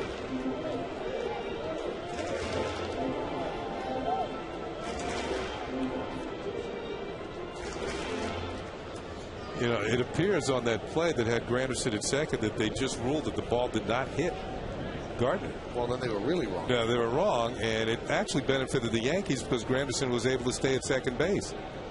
Granderson was actually on his way back to first. But Dale Scott did check with Dan Iasonia third against an All-Star. And the count 3-2.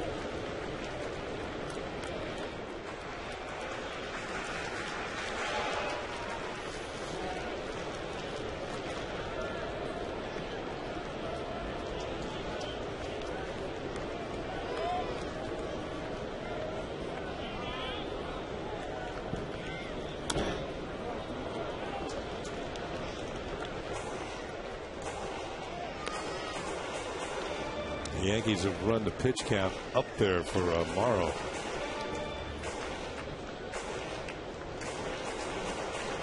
Although he's thrown 1 walk, he's got 4 strikeouts, but a lot of deep counts, including the 3-2 to Derek Jeter here.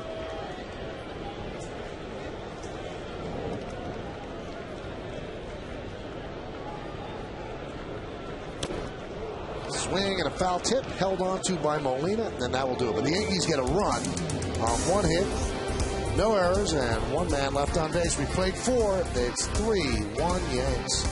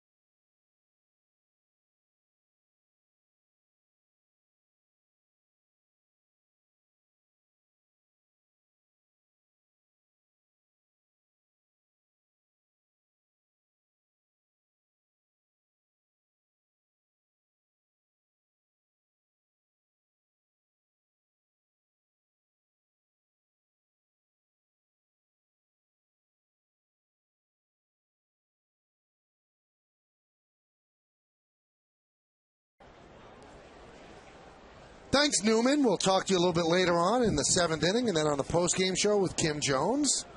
Nancy Newman in the studio today. Let's go to the 5th inning. Yankees are up 3-1.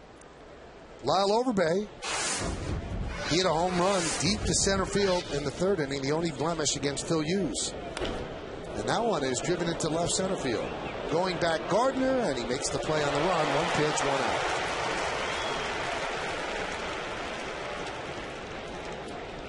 Gardner and Granderson cover a lot of ground out there in the center and left, and closing the gap in left center field is Brett Gardner. Oh, he's coasting. He's not even running hard. He makes the play.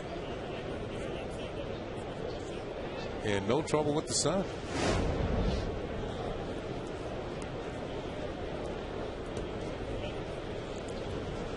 He's wearing sunglasses. Yesterday, did John McDonald have glasses on yesterday? I don't think he did. He didn't flip them down. He never flipped them down. Yeah.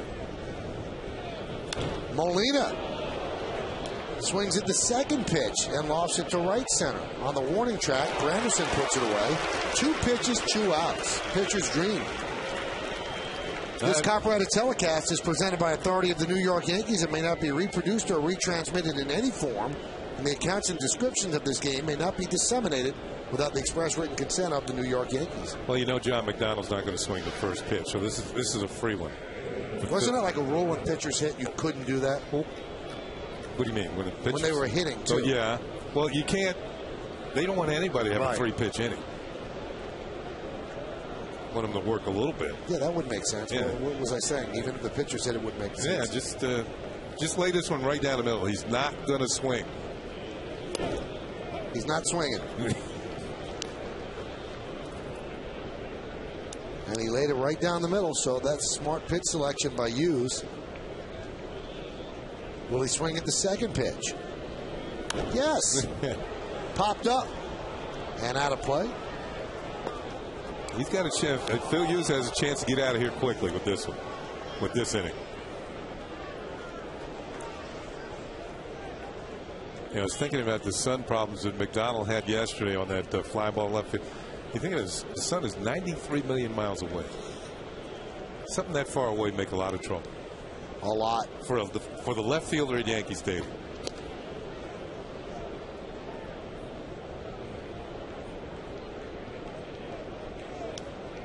This stadium built the same way geographically as the one across the street, so the sun's still coming over the same exact angle.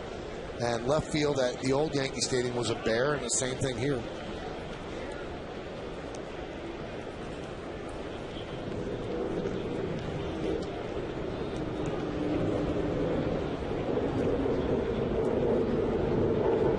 And the 1-2. It's not going to be that quick of an inning as McDonald lines one to left field to keep the inning alive.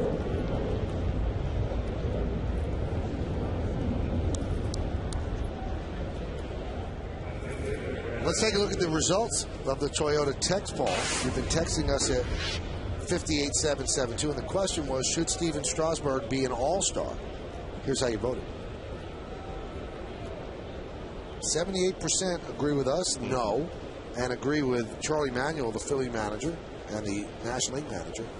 22% said yes. Might have been the people watching on the dish in the Washington area voted yes. And by watching us, they're voting yes.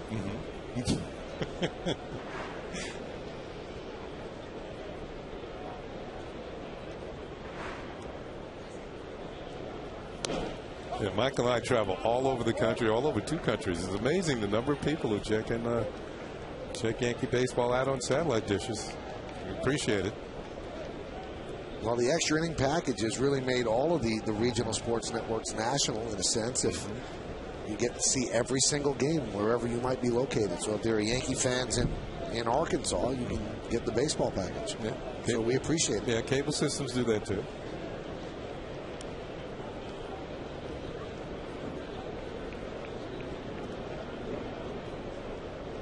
The 1-1. Foul back. Hughes is still sporting a good fastball here as we get towards the middle innings of the game. And then anytime you see the hitter's reaction, they're late. And here's Lewis. His pitch is right there, right down the middle. He's late. Can't get to it. So that tells you the fastball still has some giddy up to it.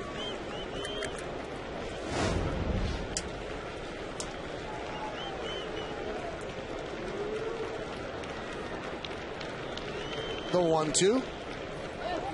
Gets away from Posada. Allows McDonald to scamper to second. So wild pitch.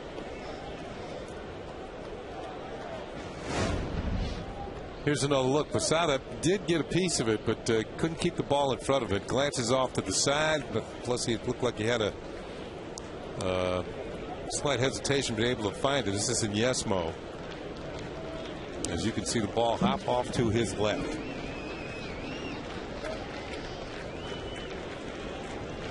Lewis 0 for 2. Struck out and grounded into a fielder's choice to third. 2-2. And the count 3-2. Hey, what an honor for Phil Hughes. Think about it. He had to battle to win the 5th starter spot during spring training. Was a reliever last year. Joe Girardi said to me yesterday that if you look at Phil Hughes' numbers out of the bullpen last year, they were as good as Mariano's in 96. 3-2. He said, I think he was just as important. A lot of people with the Yankees don't know if the Yankees would have made the playoffs last year if Phil Hughes did not serve that role as a bridge to Mariano. And here he is as a starter in his first year in the game is about 15 minutes from his hometown, 10 minutes maybe, and he's going to be in the All-Star game. That's outstanding. David Price has the most wins in the American League for Tampa Bay with 11. Then Sabathia, Pettit, and Hughes all on one team, tied with 10 with Verlander, Lester, and Buchholz. A lot of good years in the American League. 3-2. He missed outside and a walk to Lewis. You know, when so many pitchers, I mean, we are about at the halfway point right now. So many pitchers with 10, 11, certain with 11. We could be seeing a run at 20 by several pitchers this year, 20-game winners.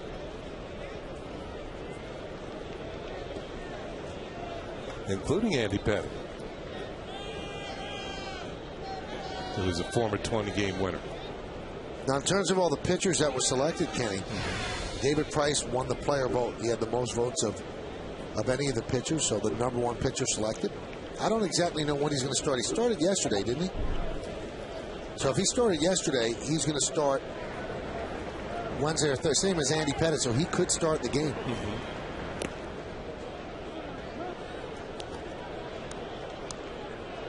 Dwayne Wise has struck out twice.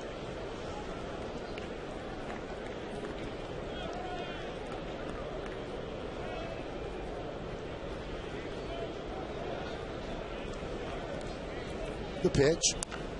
Driven deep to right field. Fair ball, it's gone. It's off the pole. A 3-run home run for Dwayne Wise. And just like that, the Blue Jays jump ahead 4-3.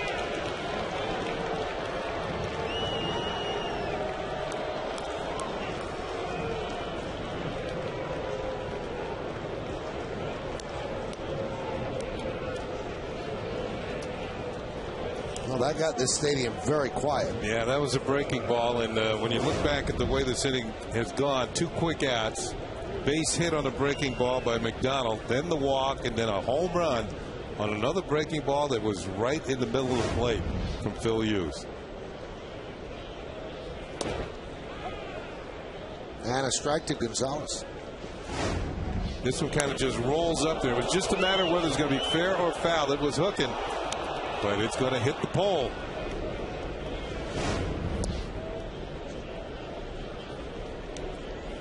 Eight of the 10 home runs that Hughes has allowed this year have been to left-handers, and he was trying to will that foul. Didn't work. Clanged off the screen.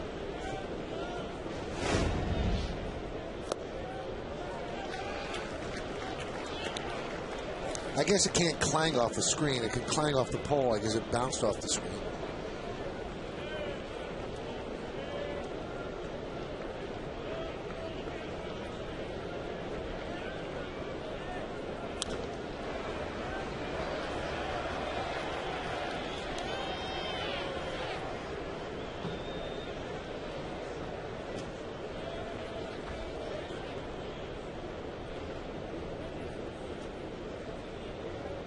So Dwayne Wise with his first home run of the season. Here's an inning that started with 2 pitches and 2 outs.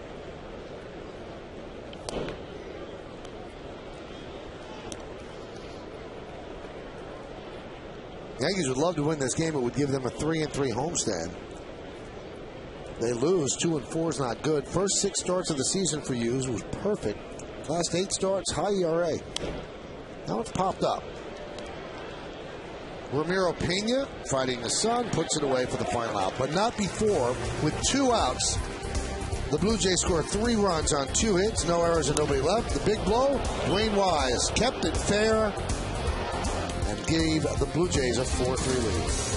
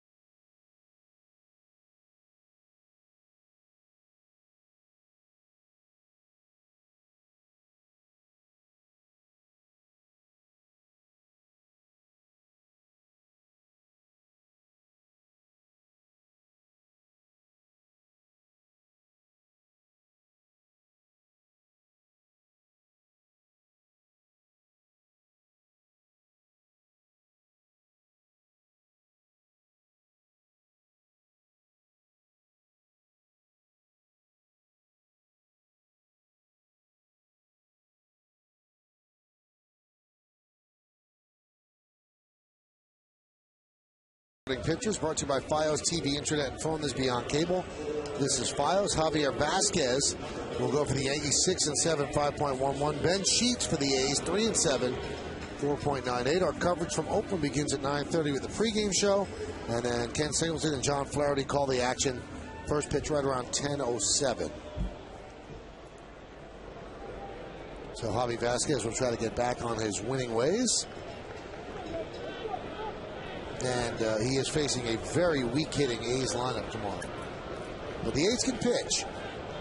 Trevor Cahill actually made the All-Star team. Yeah, he's going to match up against CC during the series.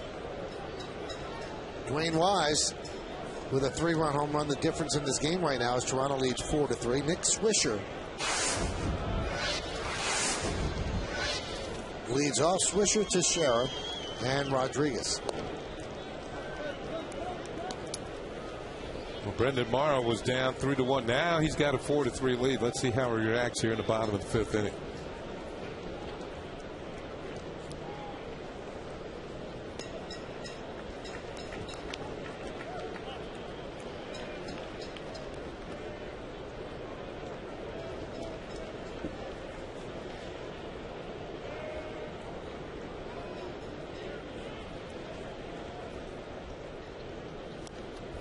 Foul back.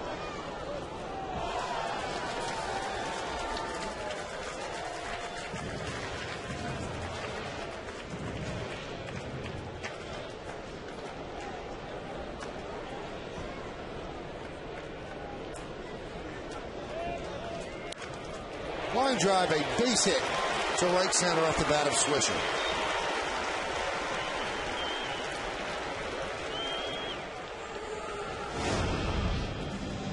Falling behind on the count, and Swisher gets this a little bit off the end, but will center it into center field for the base hit. And gets it started for the Yankees as they're now in a comeback mode, down 4-3. Teixeira 1 for 1 with a sac fly. Morrow deals. 0-1. Morrow's been a reliever and actually likes being a reliever. He said, I love the thrill of coming into a game late, tight game, people on base. Doesn't mind starting, but he's not one of those guys who really wants to start and shuns the relieving aspect. He loves relieving. With his fastball, you can see why. The 0-1. That one's driven into deep center field. Wise back, still back. Reaches up, can't make the play. Ball goes to the wall. Swisher's at third. They're waving him home. Gonzalez throws. Here's the play. He is out. Moving to third is Teixeira. Swisher held up to see the ball got over Wise's head and then was chugging and was waved home by Robbie Thompson. Remember we talked about Wise playing fairly close, and in this case it was an unwise decision. Ball over his head. Teixeira hit it well. And here's the relay. Gonzalez with a strong throw to the plate. Watch Molina sit down in front of the plate and really not give us Swisher anything. Holds on to the throw and is tagged out at the plate. There's the hesitation that Michael was talking about. Now Swisher tries to regain his momentum. Waved home. Here comes the throw. And there's really nothing, no home plate there for him to slide into. Infield is in as Alex lost one to center field. Tagging up is Teixeira. Wise makes the catch. Here comes Teixeira. Here's the throw. Here's the play at the plate. He's out. The Yankees run themselves into 2 outs in the inning and get nothing. So that is an 8-2 double play as Teixeira is tagged out by Molina. Well, this is the first tag out on Swisher as Molina blocks the plate. And then the second one, Teixeira bearing down. Tries to slide around the tag, but a good tag by Molina, and Teixeira knows he's out.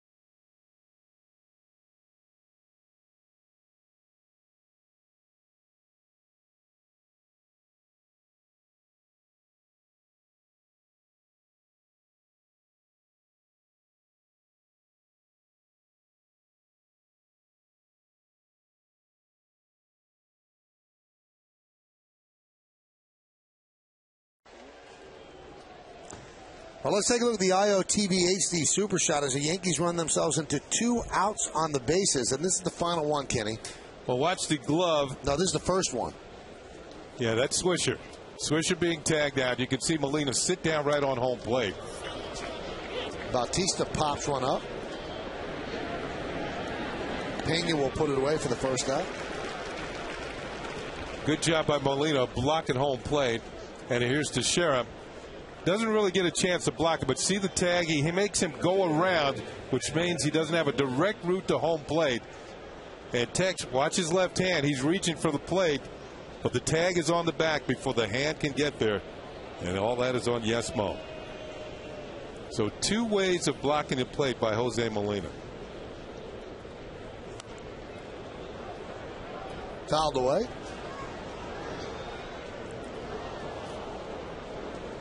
I'm not sure about sending Swisher. Yeah. Especially with nobody out, and especially because he stopped at second to see if the ball got over. But I think sending Teixeira was the right move. Yeah. It took a perfect throw and a perfect tag. If you hold Swisher to third, you got the inning kind of set up, second and third, and nobody out. So the Blue Jays lead 4-3.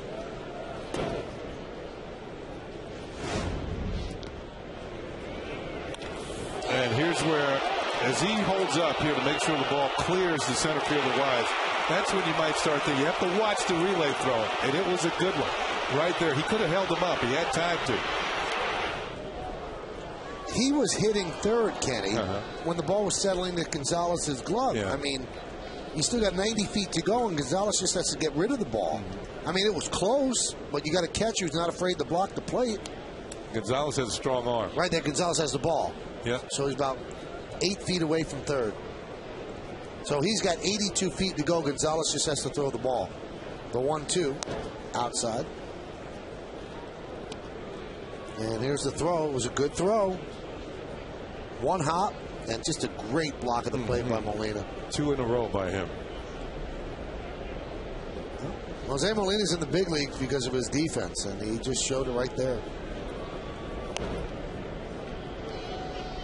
Here's one more look at the block of home plate by Molina. Watch him just sit down in front of home plate. Shin guards, and nowhere really for Swisher to go except right into him.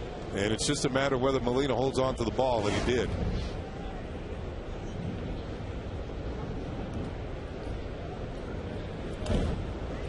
Foul back.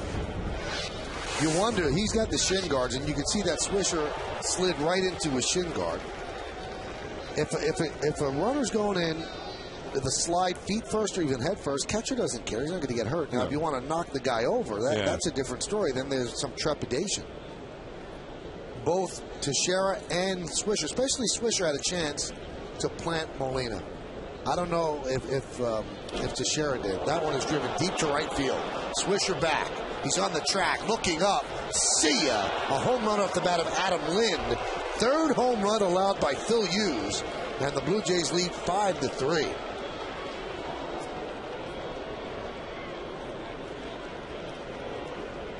For Lind, who's had many a struggle this year, that's his 10th home run of the season. When you're hitting about just over 200, your RBI total isn't where it should be. It's only his 37th of the year. This must feel pretty good. Pitches up, middle of the plate. He got good wood on a good quick swing, and it lands in the Yankee bullpen.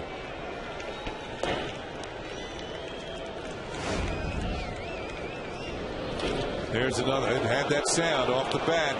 I think Lynn knew it as well. Just have that feeling as a hitter. You can't hit a ball that well. It's going to stay in the park. Fouled back by Encarnacion. 3 home runs allowed by Hughes, ties his career high. And the home run flying out against Hughes of late, not good. And this time you can't blame it on the skip start. He's on his normal rest and looked great in the first 2 innings, but has labored. That one is fouled away down the right field line.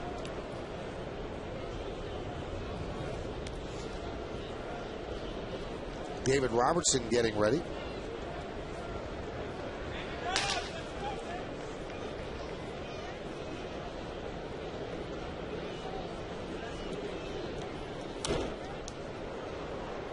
Encarnacion continues to foul it off.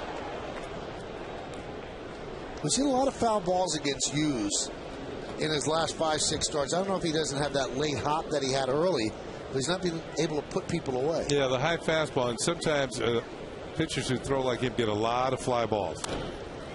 And that's a line drive base hit to right center. And again, it's on a breaking ball. It seems like he gives up on putting people away with the fastball, Kenny, so he tries to get the breaking ball, and it's not snapping. And not today, it isn't. And Dave Island coming out to the mound to slow things down here. It was Wise hitting a breaking ball for the home run, but more importantly, I thought the key hitter back in the last inning was that the breaking ball that McDonald got a hit on. There's the breaking ball, and it's not such a bad pitch. No, not at all. But Encarnacion stays with it, drives it over second and into the outfield for a hit.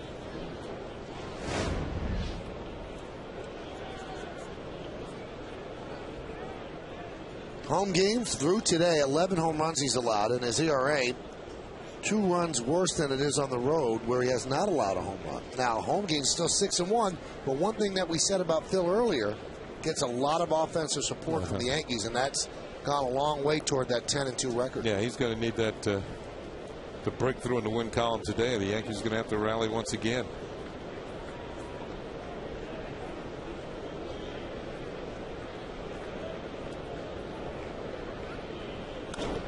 That one is served into left field. Coming on Gardner. He dives, and he makes the play. Right off the blades of grass, and he took a base hit away from Overbay. Good play by Brett Gardner. Well, we talked about both Gardner and Granderson covering a lot of ground. Yep, and he did catch it cleanly. Got that glove underneath the ball before it hit the turf. Here it is on Yesmo. The concentration, the catch, and holds on once he hits the ground. Excellent play.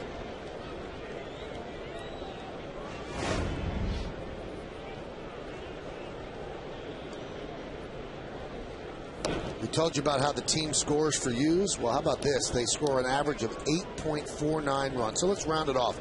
8.5 runs a game when Hughes starts. They haven't given him that today. They have 3 runs on the board. It's 5-3 Toronto. Molina fouls it back.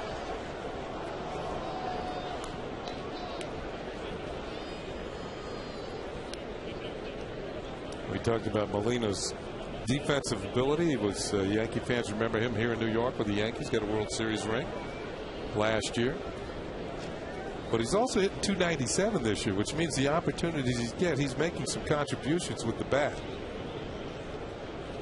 I think when he plays once every 5 days, he can hit in the high 290s. But if you're going to play him all the time, he's going to break down. They're going to find holes in the swing. He's going to get tired. I think that happened a lot last year with all the injuries the Yankees had. But he can be a pesky hitter. He can run into one every now and then. 2-2. They hit the last home run at the old Yankee Stadium. Yep. He ran into that one.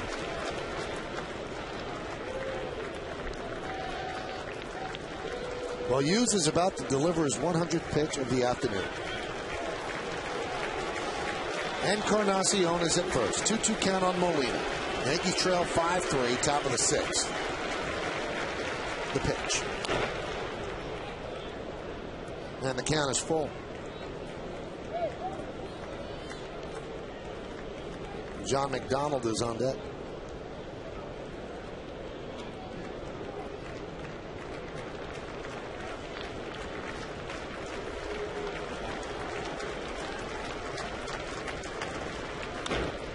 Grounded to short. Pena will go across the diamond, and that'll do it.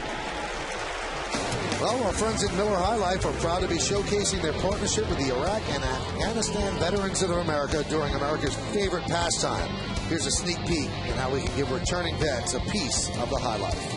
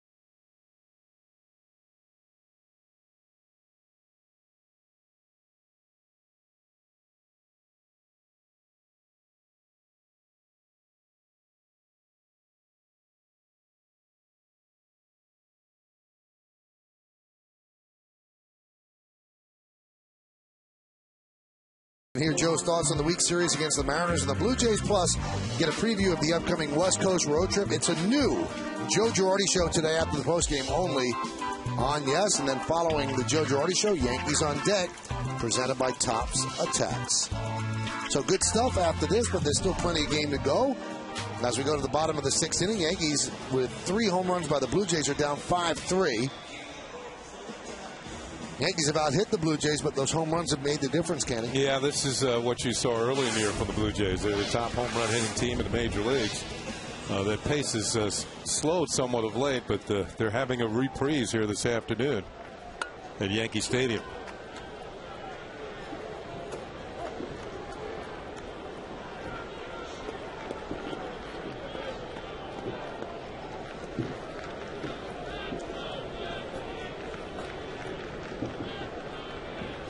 Robinson Cano will lead off.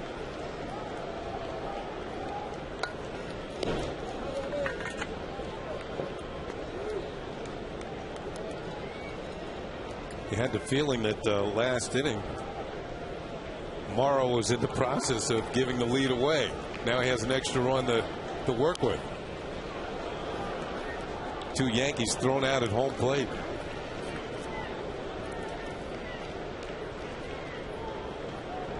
Jose Molina looming large at home. As it turned out, he was home alone. He survived just like McCauley did. The 1-1. Grounded foul. Grabbed there by Mick Keller. Nice play. He was a former infielder in the big league. Still has good hands.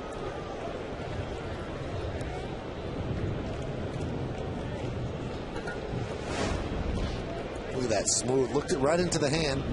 Look at Mo. You can't do it any better than that. And yes, Mo, it looked very smooth. Killer.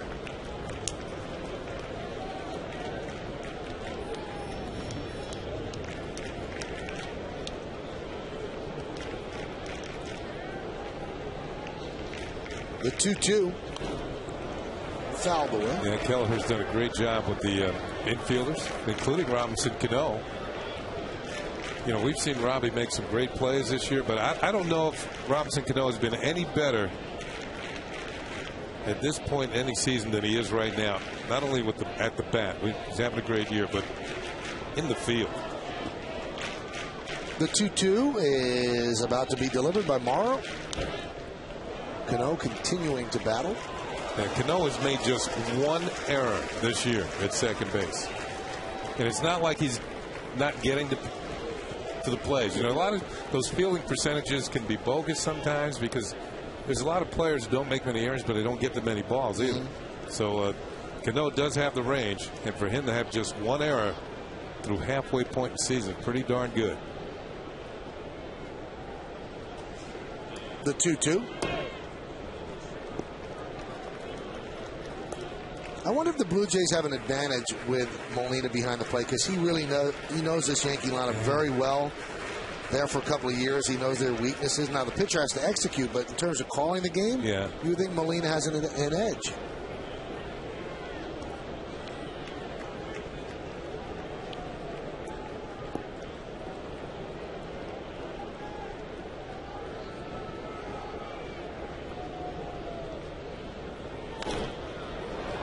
Popped up. Long run for Lewis. And he makes the play right by the seats for the first out.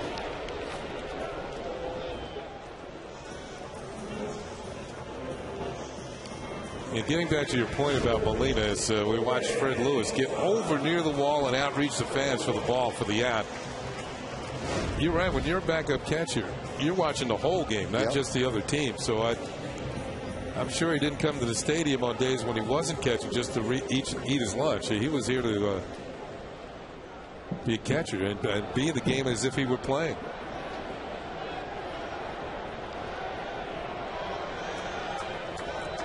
There's Posada. Right up there at the plate. The Yankees' former 1-2 punch behind the plate.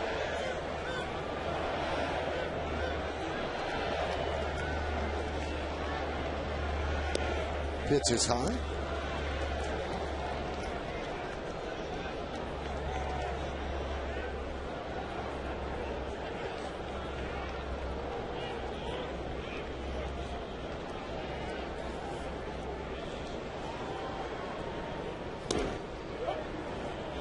There's a strike, 1-1.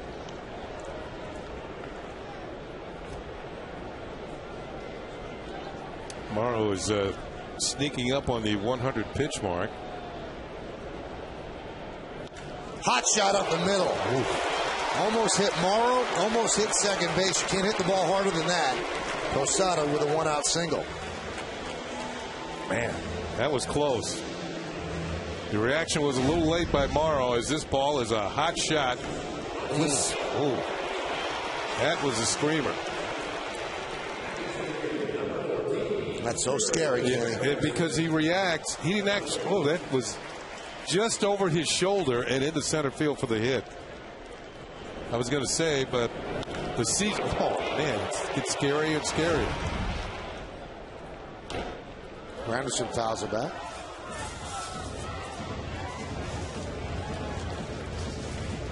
I don't think he saw that, Michael. I think he heard it. He heard it and just reacted, and the ball was already by it.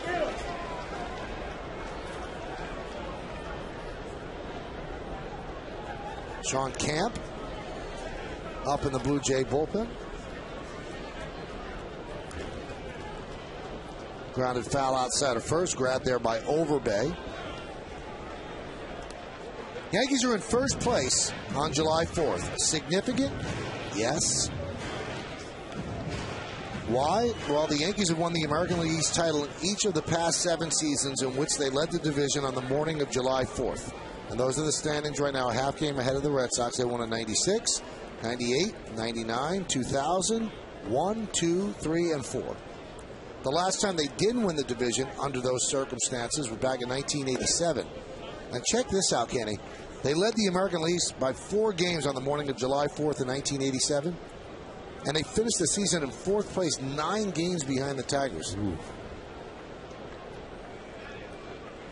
But that 87 team did not have great pitching. And that's what eventually brought them down to earth. The 1-2. Count 2-2.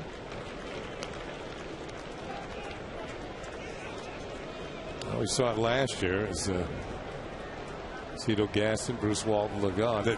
The Yankees really closed out the deal last year. In the second half of the year, they played like gangbusters. And then on into the playoffs.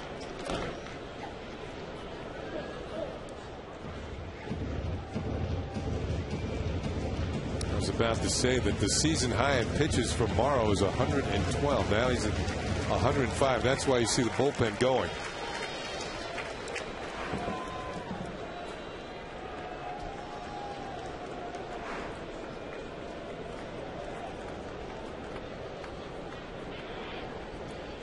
Two.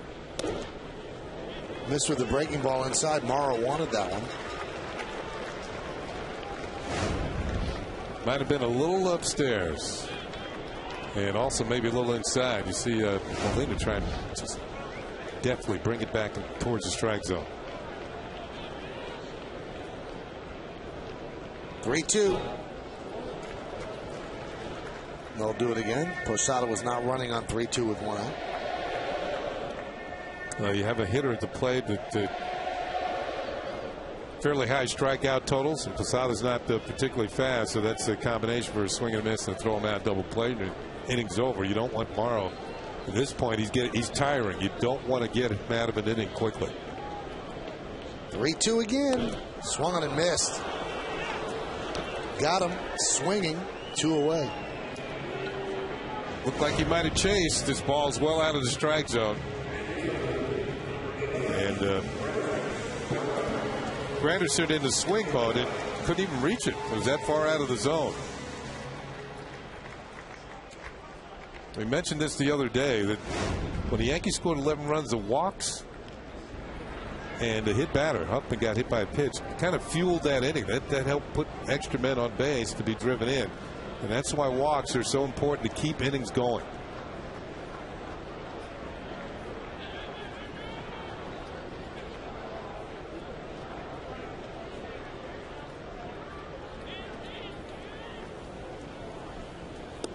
Pitch to Gardner's inside. They're really letting Morrow out there, as Kenny said, approaching a season high pitch count.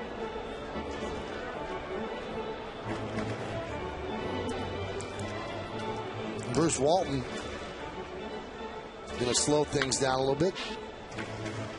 Yeah, he knows he's getting tired. He wants to give him a little bit of a break. Probably let him work out of this himself. If he doesn't get Gardner, he might be coming out of the game. John Buck jogging briskly into the bullpen. Give them another catcher to catch some of the relievers out there. Kind of dirty work for an all-star. He's chosen the American League All-Star team. Scott Downs now joins camp.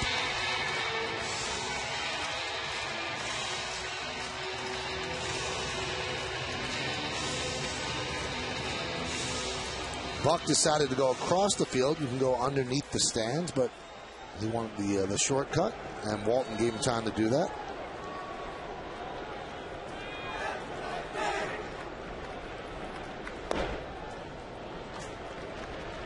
Pitch is low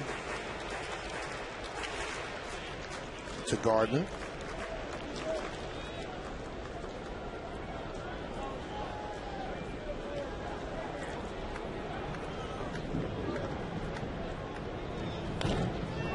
Driven out to center field. Wise back. And he fights the sun and he loses as the ball drops to the ground. Gardner might score. Posada does. Here comes Gardner. He's in there. And the Yankees have tied the game at 5.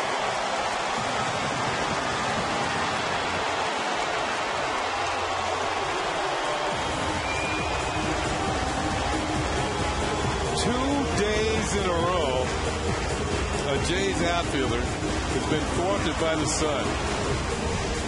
Looks like he has it till about right. Oh, it hits his glove.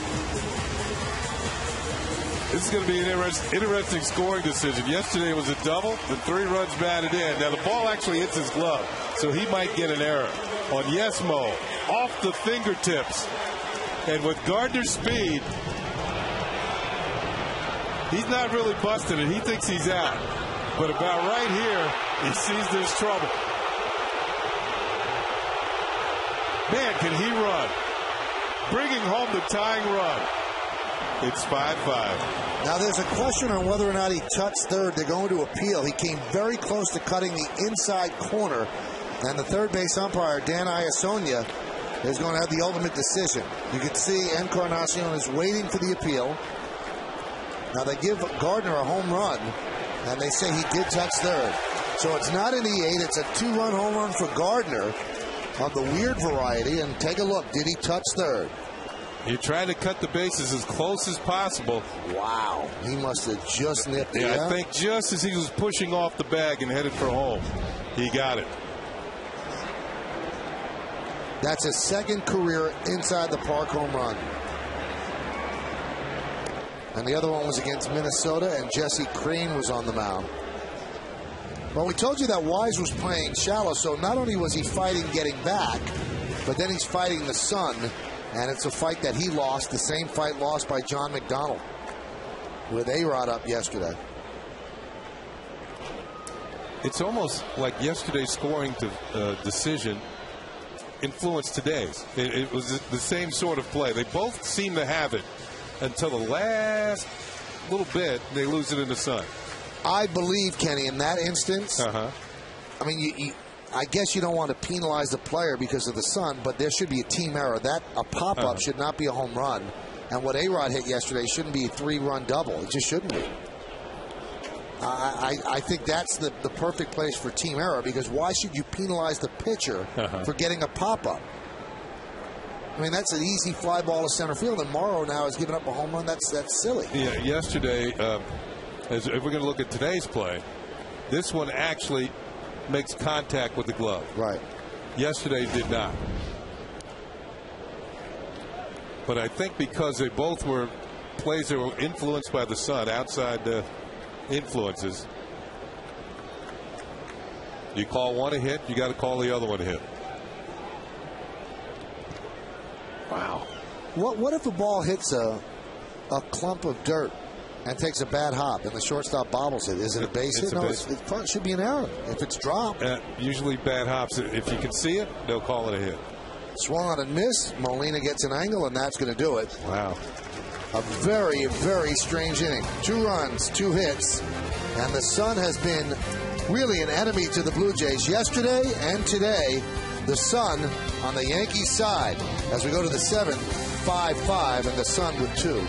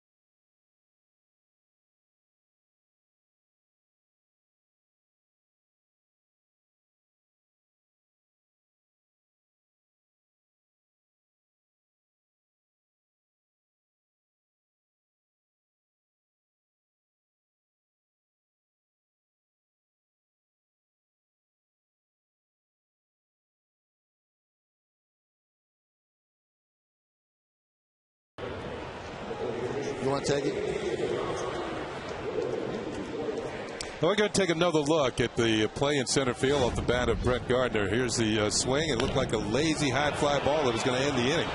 Dwayne Wise drifting back. He's there, loses it into Sun. The ball rolls all the way to the wall, and Wise is going to get back in, but not nearly in time to get Gardner, who circles the bases. Wise just wants to get out of the ballpark somehow. He had the glasses on, though, so he had all the help he needed with sunglasses. If he used the glove, it still didn't help. Damaso Marte comes on for the Yankees. Phil Hughes' day is over. This is the way Jeter does it, Kenny. See, he's actually got the glove. You can see with the glove creating the shadow over his face and blocking out the sun. I mean, Wise tried it. It just didn't work in his case. It is weird, Kenny. The Yankees have not had a problem with the sun in any of the 3 games because familiarity gives them an advantage, I think. Well, let's look at it this way, too. The Jays play in a dome stadium most of the time. Most of the time. The roof can open on the nice days, but when you're up there at Rogers Center, the outfield is in shadows because of the roof.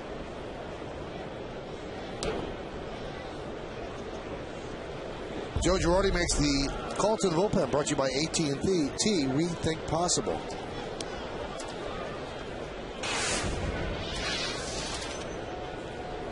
Those are the numbers.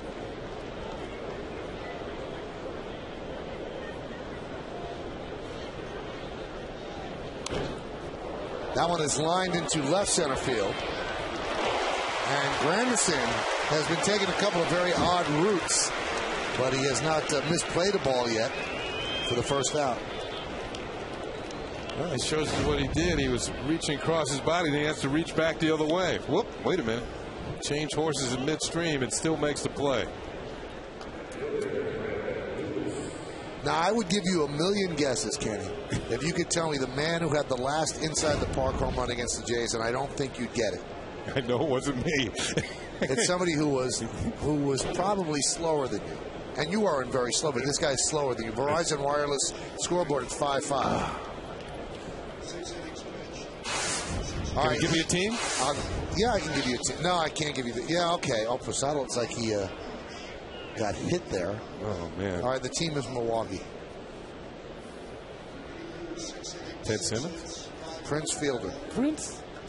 In 2008. Well, it looked like it got. Oh, no. Jorge pulled away from Gene Monahan. Yeah, both catchers have been taking a lot of punishment today. Yeah, I think they're taking him out of the game. That is not a good sign for Posada, who is about as tough as nails, to come out of this game. We'll have to take a look at what happened. And here comes Francisco Cervelli in from the bullpen. Here it is. Let's see what happened. Fred Lewis. Oh, the same thing that happened to Molina early in the game. That was off the gloved hand, too. It's kind of right off the fingertips and might probably bent the fingers back. Man. Barely foul tips it, and you can see right away what happened with the glove. It drops the glove right away in pain.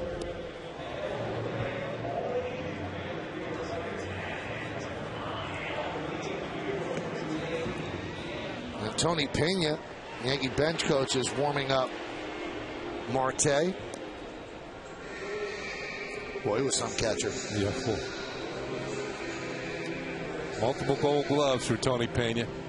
And he's been responsible, well, quite responsible for the good play behind the plate by Francisco Cervelli and Jorge Posada. I mean, he's helped them both out. But certainly Cervelli, as he teaches them the role and what it takes to be a major league catcher. Hey, next Saturday, July 10th and Sunday, July 11th, it's history in the making as Yes presents the first ever broadcast of baseball in 3D. The Yankees take on the Mariners live in Seattle. And Yes will bring you the game as you've never seen it before, presented by Panasonic and DirecTV. 3D coverage starts next Saturday, July 10th at 10 p.m. Call your cable or satellite provider for details on their 3D offer. Well, we'll keep an ear out for Posada and what the deal is with his left hand, the fingers on his left hand, as Cervelli takes over behind the plate. And an 0-1 count on Fred Lewis. Game is tied at 5.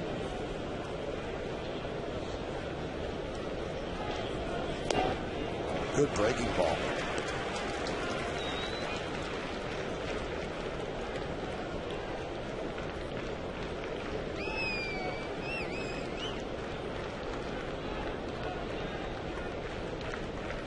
The 0-2. Missed outside. Well, Lewis has actually hit lefties pretty well. He didn't play in yesterday's game, but he's hit lefties at a 292 clip.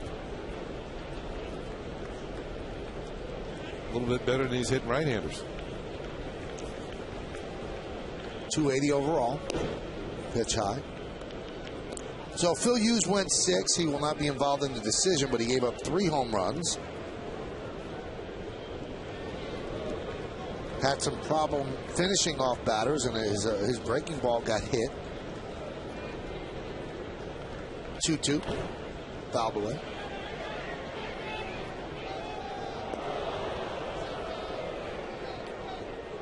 David Robertson, who pitched on Friday, and he and Chan-Ho Park actually gave up the 5 runs as the Blue Jays won the first game of the series 6-1 in 11 innings.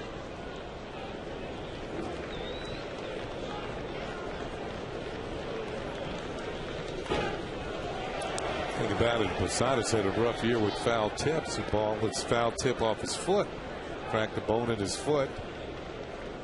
And hopefully it's not that severe today, but he did look like he was in some kind of pain as he left the field. And hopefully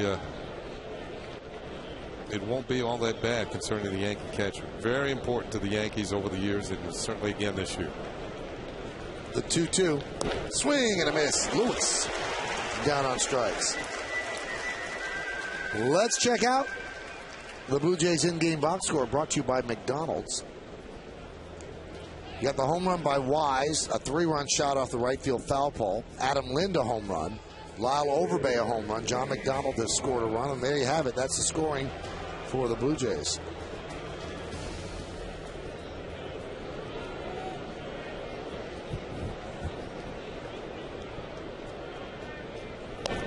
Swing and a miss by Wise.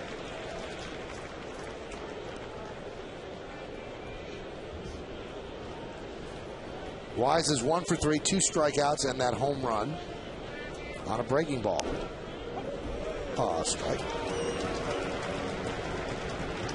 That's why Girardi brought in Marte. He figured he could battle through against McDonald. He has 2 lefties after that. The 0-2. And he did quite a job, Marte. Works a 1-2-3 inning as Dwayne Wise strikes out for the 3rd time. No runs, no hits, no errors, nobody left at the end of 6.5. Time for the 7th inning stretch here at Yankee Stadium. The Yankees and the Blue Jays are tied at 5, but never has it been more important to listen to the words of God Bless America than on Independence Day 2010. So we will stay right here on Yes.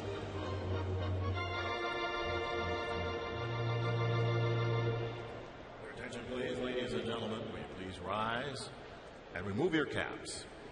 Please direct your attention now to the microphone behind home plate and welcome back Alyssa Lunan and the official vocalist of the West Point Band, United States Army Sergeant First Class Mary Kay Messenger.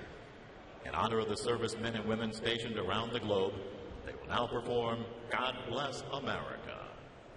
God bless America, land that I love. Stand beside her and guide her through the night with the light from above. From the mountains to the prairies, to the oceans wide with foam. God bless America, my home sweet home. God bless America, my home sweet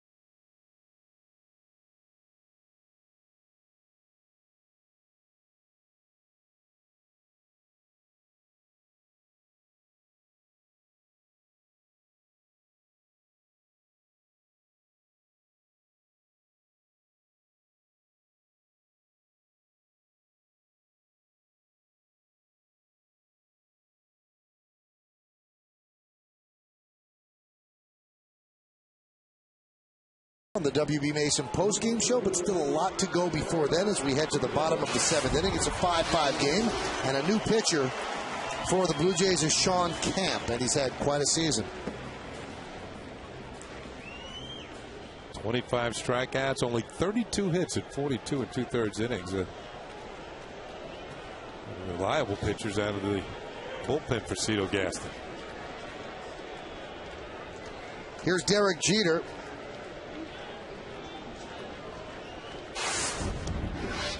And the pitch is a strike. 5-5 on the Verizon Wireless scoreboard.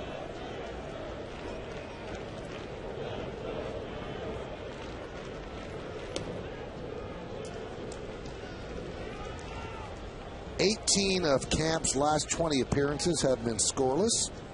And he will face the top of the Yankee order, Jeter, Swisher, and Teixeira.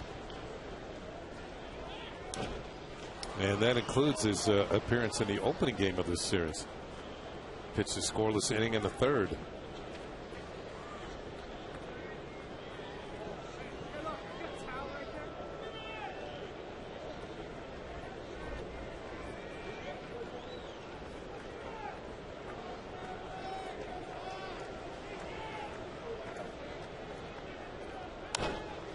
Ground ball, base hit. So Jeter with a leadoff single here in the seventh. Let's take a look right now at the Yankees in-game box score, which is brought to you by McDonald's. And it's up to the moment as we had that base hit for Jeter.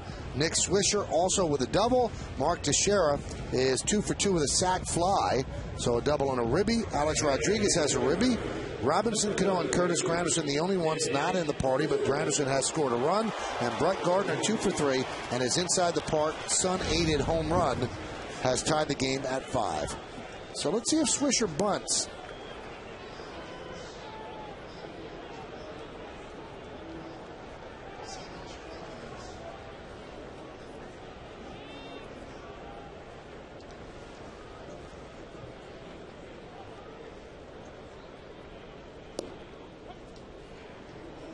No sign of the bunt by Swish. One sacrifice bunt this year. 3 last year.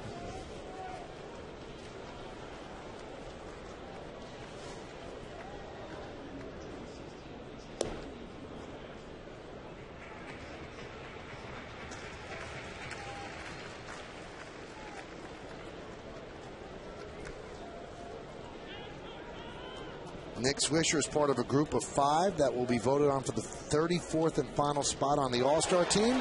And he's making a bid as he picks up his second hit, moving Jeter over to second. That just was past the diving try of John McDonald.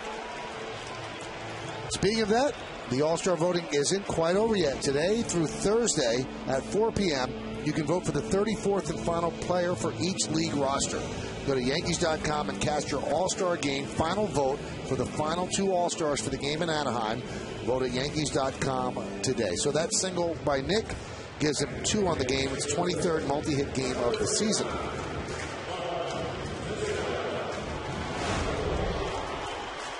See how he gets this one. Is it off the end? Ooh. Broken bat single.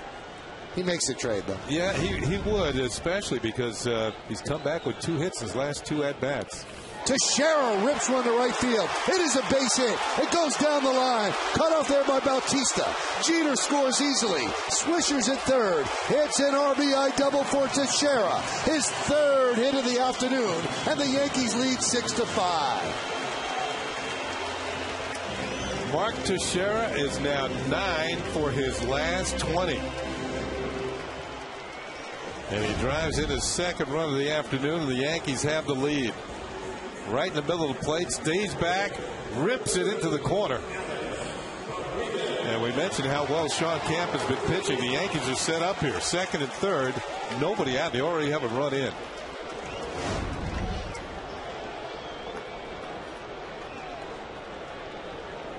Infield is in. A-Rod at the plate. Pitch outside. No, they called it a strike. Nipped the outside corner.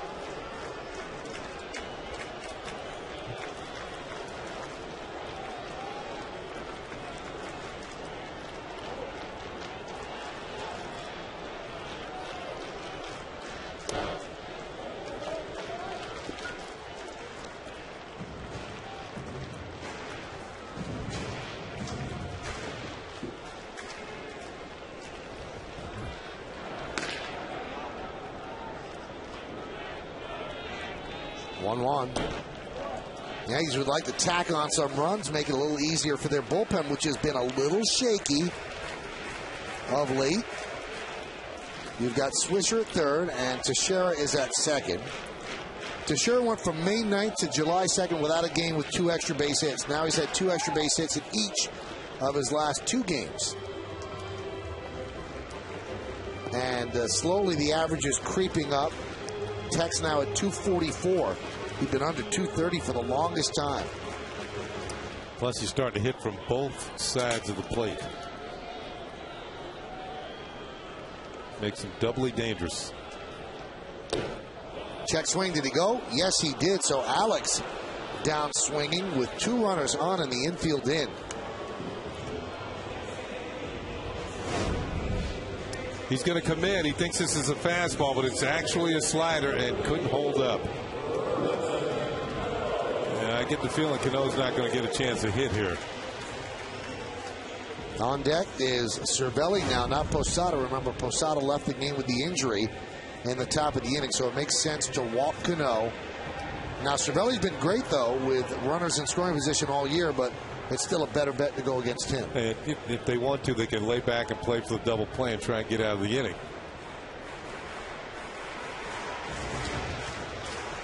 I mean, this is an easy decision. This guy's the league's leading hitter, although he hadn't been hitting much against the Blue Jays this year.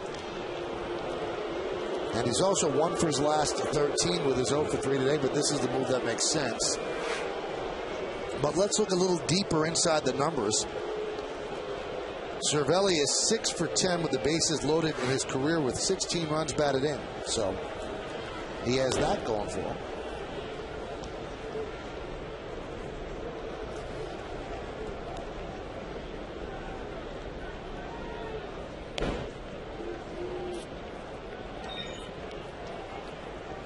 So an intentional walk issued to Cano. 1 run already in here in the 7th. Jeter single through the left side. Swisher single to right center. Then Teixeira double down the right field line to drive in Jeter. Second and third, nobody out. Rodriguez struck out. Cano is intentionally walked, and it brings up Cervelli for his first at-bat of the game.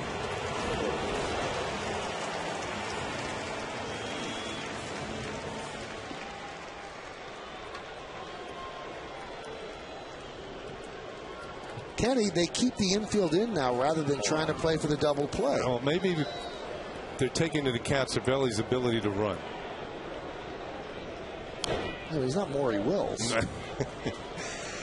You know, we're talking about how Cervelli has done well with the bases loaded. Blue Jays actually had a player back in the day with them and also played with Cleveland. Pat Tabler, who's in the next booth. His career with the bases loaded was amazing. 43 for 88, 489. With the bases loaded.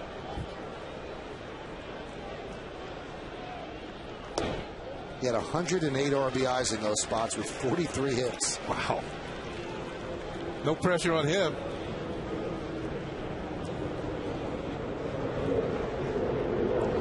Swisher's at third. Teixeira's at second. Cano is at first. The 1-1. And a strike.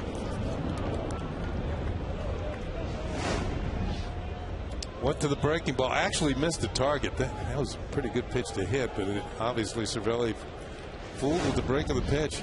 It was right down the middle. Camp got away with one. 1-2. Still 1-2. Molina wants to talk with Camp.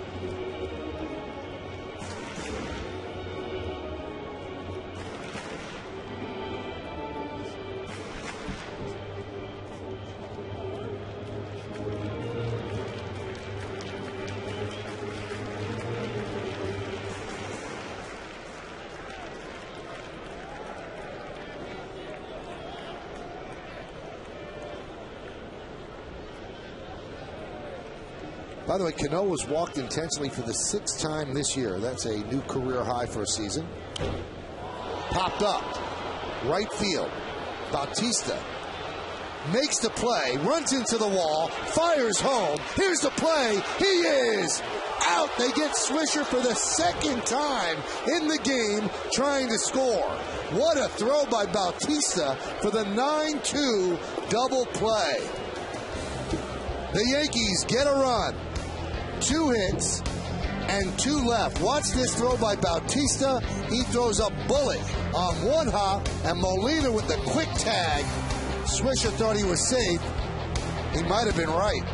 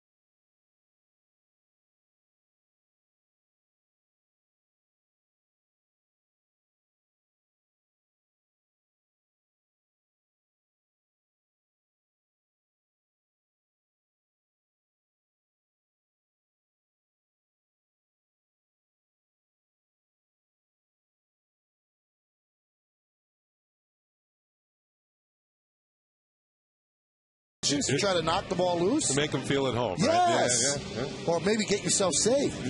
I mean, the Yankees have had 3 runners thrown out at the plate. 2 by Nick Swisher, 1 by Mark Teixeira. It's unbelievable. Yeah. Bautista made a heck of a throw. He's got one of the strongest throwing arms in the league, and he showed it off there to get Swisher at the plate.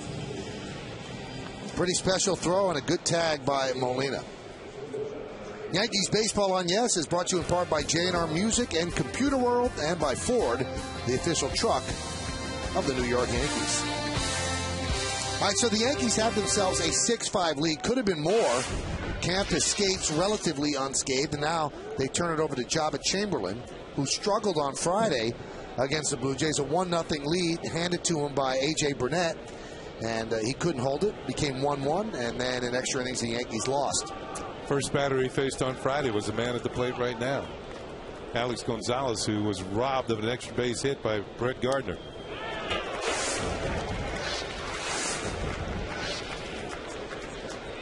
Jabba has struggled in day games this year. In day games, Jabba's ERA is 7.94. Night games, 4.09. Now, I was talking to Girardi about Jabba's inconsistency because sometimes he looks really good on the mound. The 0-1, he said Friday he hadn't pitched in 4 days. He said, you know, we kind of lean toward giving him rest when we can. He said, but I think he pitches better when he pitches more. So now he's only had 1 day off. Let's see how he performs today.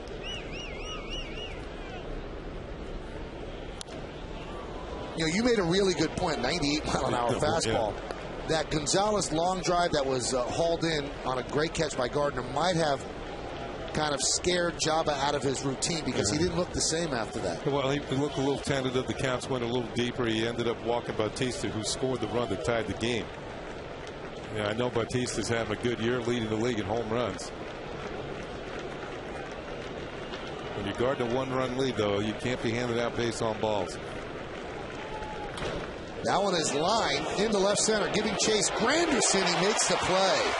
So Gonzalez hit the ball hard, but Granderson got a very good jump.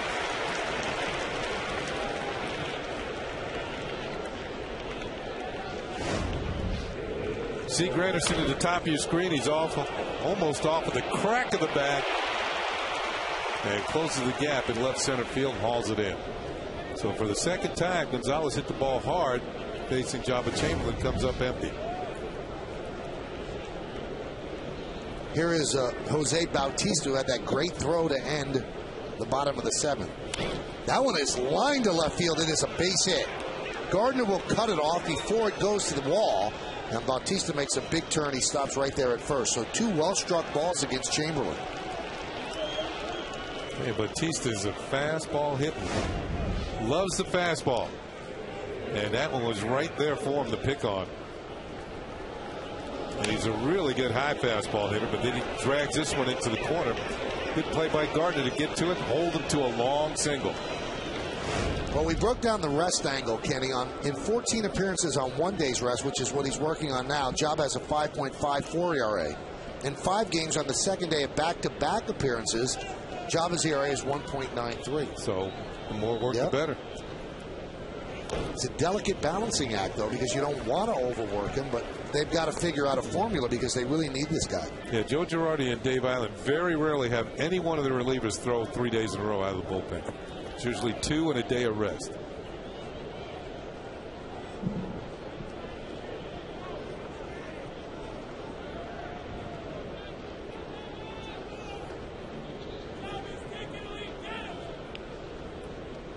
Pitch to Lind is fouled away. Lind is 8 for 13 with a home run against Jabba. I want to clarify one thing I said earlier. You see the hats that the Yankees are wearing, and all the teams around baseball, at least one time this weekend, will be wearing the hat, stars and stripes. And Major League Baseball, I said, is giving all of its profits to the veterans of the wars that keep this country what it is. Well, a couple of people have emailed me, a couple of fans, and said, well, we've gone to the MLB.com site. It says $1 is going toward the veterans, the O2. And that's true. See, MLB.com and all the stores are retailers. They're chipping in another dollar on top of everything that Major League Baseball is giving up. So Major League Baseball is not making a dime off those caps. All royalties are going to the veterans and their families, and that's why they're wearing them this weekend. So just wanted to clarify that because a lot of people thought, well, it's just a buck. No, it's not just a buck. It's a buck from the retailers. But everything Major League Baseball makes will go to charity. The 1-2 upstairs.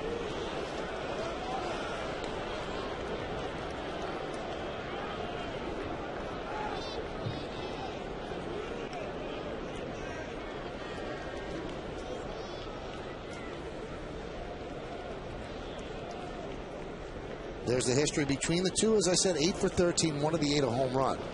2-2 right now. Lind had a home run off the right field foul pole on a breaking ball by Phil Hughes in the 6th. 2-2. That one is driven to right and foul.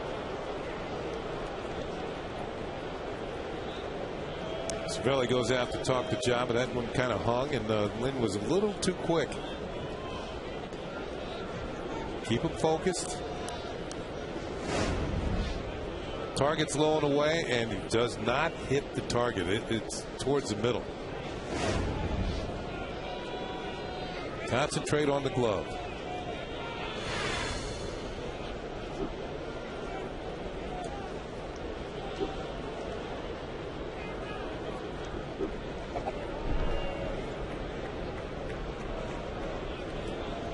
Along with Ken Singleton and Kimberly Jones, I'm Michael Kay, and you're watching Yankees baseball right here on Yes. We thank you for spending your 4th of July with us.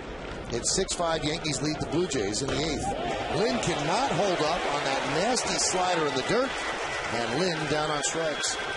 You saw Cervelli go out and talk to Jabba. Maybe said, why don't we try this? Counts in our favor. Why don't we try and get him to chase a pitch out of the strike zone? He wants it down, out of the zone, and Lind obliges. Thinks it's a fastball down and in. Left-hand hitters like that sort of pitch, but it's actually a slider bounce. Good stop by Cervelli. Probably said, you throw it, I will stop it. And they pick up the strikeout. Encarnacion. Breaking ball strike.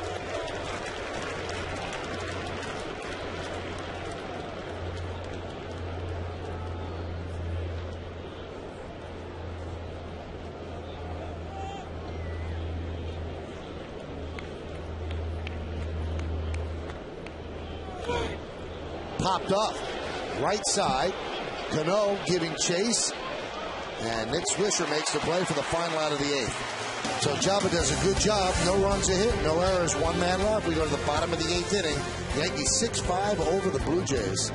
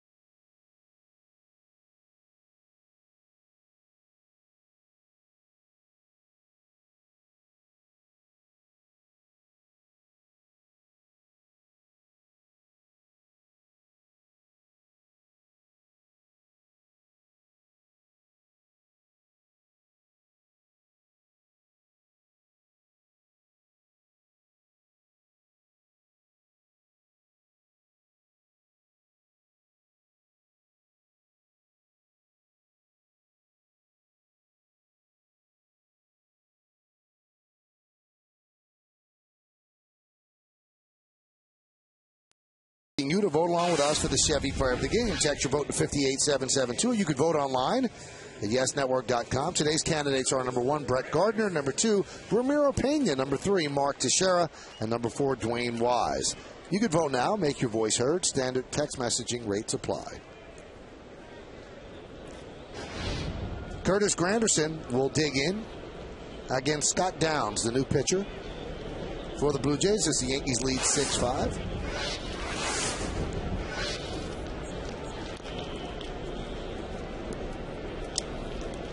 Much in the same way that Joe Girardi went to Marte with a couple of left-handed hitters scheduled. Cito Gaston returns the favor as we look at the numbers on Downs this year. Pretty good year, 2.88 ERA out of the bullpen. Only 7 walks in 34 and a third innings. The Yankees have 2 left-handed hitters scheduled this inning, back-to-back here in Granderson and Gardner.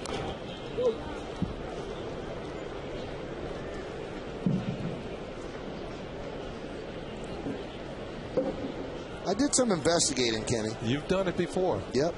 I don't know how valuable it will be, but I'm wondering. We're watching Phil Hughes. It doesn't seem like he has some of that late life. The velocity's the same. He's been at 93 consistently all year, but he's not putting people away. Well, with his 6 innings today, he has 94 innings on the season already. Okay, so this is the official halfway point of the season, 81st game, as Granderson swings and misses. You know how many he had all of last year in the big leagues? Innings? Innings. Well, because of working in relief. 86. 86. So right. He's over what he did. Now, he did throw 19 and a third innings in the minors. Okay. We're not counting the postseason. So in the 19 and a third, that's 105 and a third for the year. 94 this year. Now, the Yankees go back to 2006, where he threw a combined in 2 minor league stops, 146 innings. That's why everybody seems to think the Yankees will take him up to 175 or 180. But maybe right now he's just in that dead arm period where, because he's past the point that he pitched in the regular season last year. So this is new for him. 3 home runs allowed today. 1 was on a breaking ball to Wise. Overbay hit a pretty good pitch. I mean, he was out over the plate, but he smoked at the center field. And Lynn hit one pretty well, too. I think that was on a fastball. Just a thought as people try to figure out why. Pitch outside to Gardner. Well, investigating is supposed to create controversy. I think the Yankees realize that, he's going to have to get through the wall. When you work only 2 innings at a time out of the bullpen, it's a different animal than starting. And they knew that they would run into this. And it's how he responds and how he gets through it.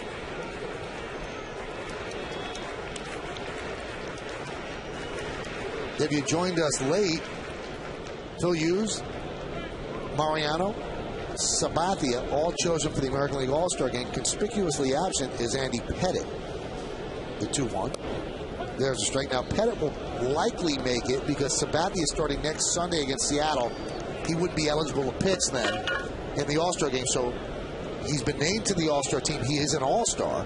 He would be removed from the active roster, and then they would slide Pettit in, I think. And Pettit could actually start the game, but I would think David Price, with his 11 wins, will probably start the game. Right back to Kemp, except that Downs, and there are now 2 outs. Yankee fans take center stage on Monday, July 19th for the first annual Bombers Boomer Broadway Softball Classic and help support the Boomers Esiason Foundation and Broadway Cares. Game 1 of the doubleheader features stars of the Broadway squaring off at 11:30, followed by Yankees alumni and celebrities versus the WFAN All-Stars in Game 2. All tickets are just $10. Call Ticketmaster at 877-469-9849 or visit Yankees.com for tickets.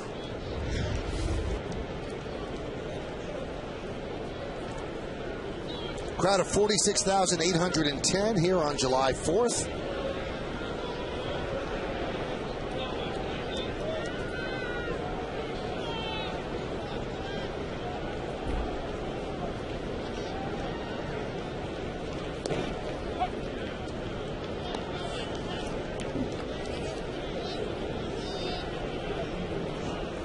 The 234th birthday of our country.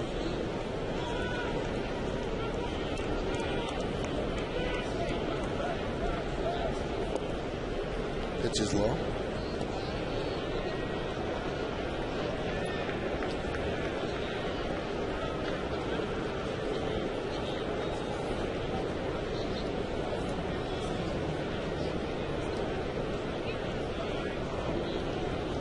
1-1. 1-2. Rare start for Pena, who's been struggling offensively, but today, 2 for 3. Infield single, run scored. Infield single to an RBI and a stolen base. And he struck out in his other at bat.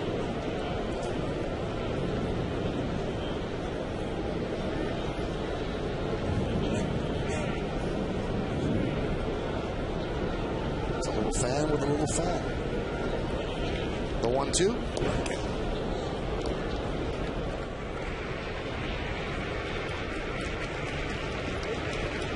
And for Pena, it's his second multi-hit game of the year. Yeah, bonus. You know, the fact is that Girardi hasn't been there. They get Jeter a day off one day, A-Rod the other day, and expecting good defense from him. Today he gets a run scored, run batted in. Swing and a miss. So Pena down. A good job by Scott Downs. The 9th inning coming up. And the Blue Jays will try to go up against Mariano Rivera.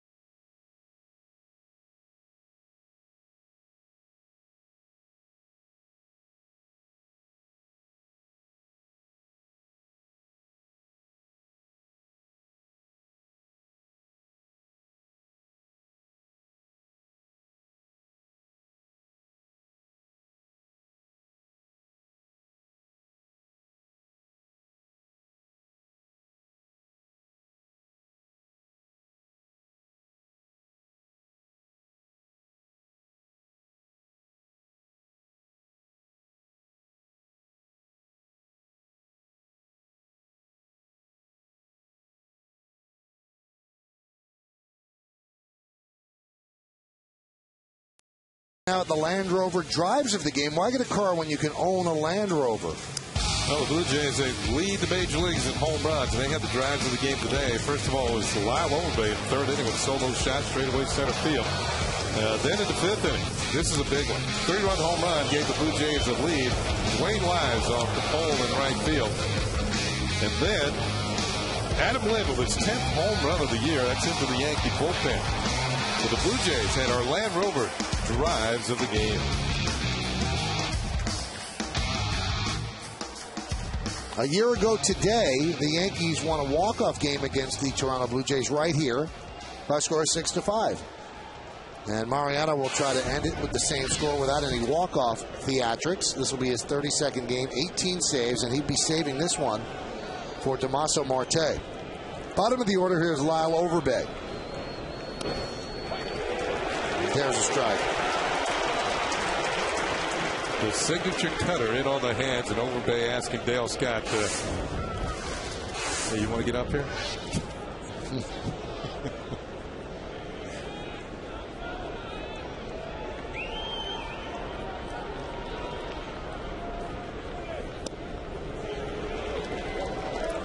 I remember doing that to a fan in Nolan Ryan that struck me out the 3rd time.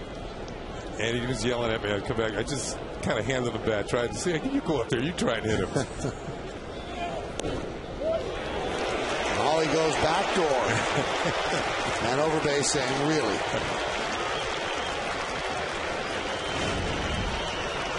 Watch the glove. Overbay might have had a beep on that one, but still Mariano gets the call. Close enough. 1 for 9 against Rivera. And the 1-2. There's a base hit to right field, so the Blue Jays are alive. A leadoff single here in the 9th inning. Let's take a look now at the play of the game, brought to you by Geico. 15 minutes could save you 15% or more on car insurance. That happened in the bottom of the 7th. Mark Teixeira with his second double of the game. That's going to drive in the go-ahead run as the captain, Derek Jeter, scores. And it gives the Yankees a 6-5 lead. That's our Geico play of the game. Teixeira, 3 hits this afternoon. Well, Molina, let's see if they have him bunt. Usually you play for the win on the road, but I've never bought that. I think you have to tie the game before you can win it. Let's see what they do. Not bunting. Fouled away.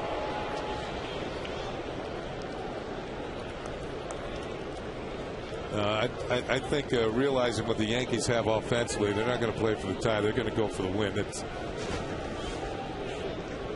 And if you're Mariano, you also know that Molina's a good double play candidate. You get him to hit the ground balls and one of your infielders. Now, Mo's never been a great double play pitcher because you don't hit the ball that hard against him.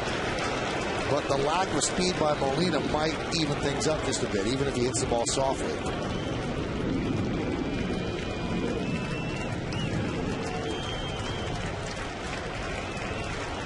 After the game, the Yankees will head to Oakland.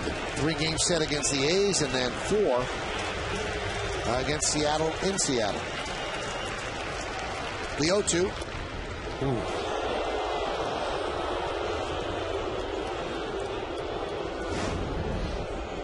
Target's away, and the pitch is a little away. Trying to lead Molina across the plate, maybe get him to chase it.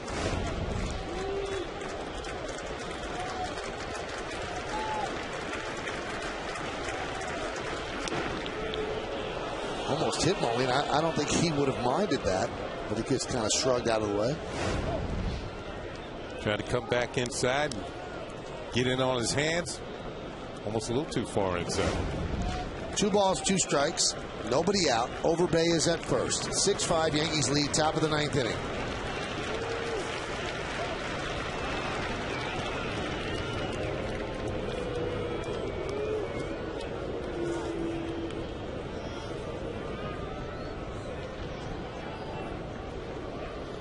Well, Molina knows Mo very well, caught him. But I don't think familiarity helps with Mariano. There have been batters facing him for years. The 2-2. Swing and a miss. Got him. 1 out.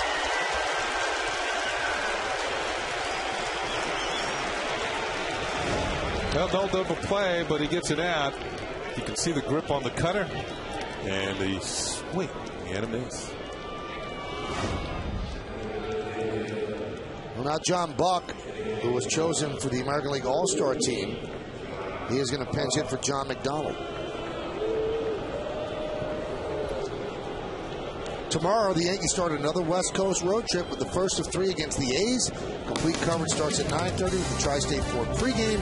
Then Kenny Singleton and John Flaherty have the call. Yankees-A's tomorrow at 9:30 only on Yes. How about the Yankees' last road trip for the West Coast? Yep. And it all happens for the All-Star game. Last year, they had 2 after the All-Star in September. Game. Yeah. John Buck 0 for 6 lifetime against Rivera. Right back up the middle. Now he's 1 for 7 as Overbay will stop that second total. 2 singles against Rivera. And the tying runs at second base for the Blue Jays at the top of the order coming up. John Buck is one of those hitters who doesn't waste much time. He's going to be swinging at the first pitch, and he hits one right by Mariano's right leg and into the outfield for a hit.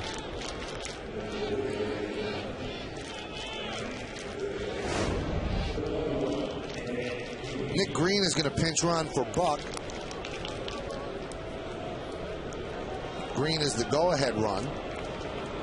Although you lose your second catcher. And that puts a lot of pressure on Molina if there is extra innings. Very hot day here at the stadium. First pitch temperature was 93 degrees. Here's Fred Lewis.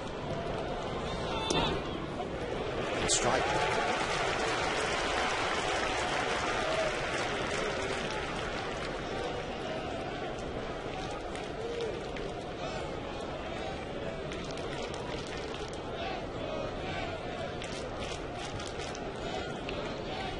The 0-1. Soft ground ball to short. They get one. That's all they get, and they barely got one, as Green was right there, and Overbay moves to third with the tying run. Oh, when you said soft and Lewis's speed, that means it's going to be difficult to get the double play. And you can see he's well across the bag at first base. Lewis has a pretty good speed. Ball not hit hard enough to get the double play. There's one. And the relay throw to first, not in time. And that's going to bring up Dwayne Wise, and he's been right in the middle of everything. He gave the Blue Jays a lead with a 3-run home run off the right field foul pole against Phil Hughes. Then he dropped a fly ball in center field because of the sun by Brett Gardner, and that made it a 2-run inside the park home run that tied the game at 5. He has a chance to tie this game up at least for the Jays. And he fouls it back. Wise is in center field today. Vernon Wells is 0 for his last 18. He has not gotten off the bench yet.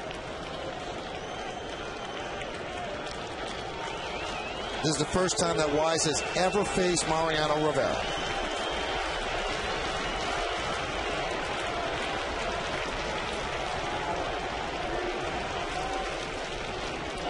Making sure that Wise was not out of the batter's box there. The lines that are put in before the game are long since been gone. He's getting about as far back as you can get.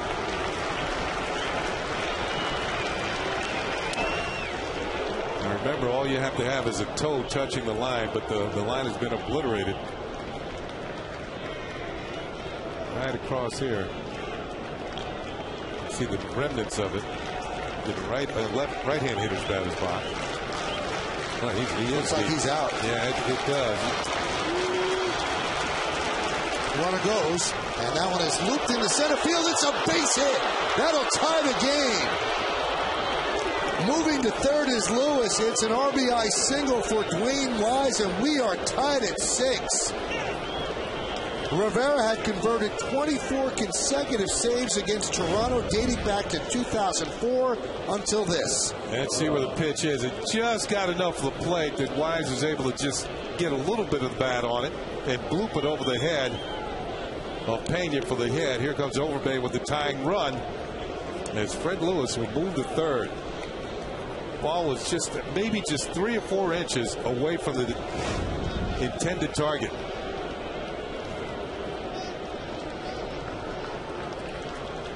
Here's Alex Gonzalez.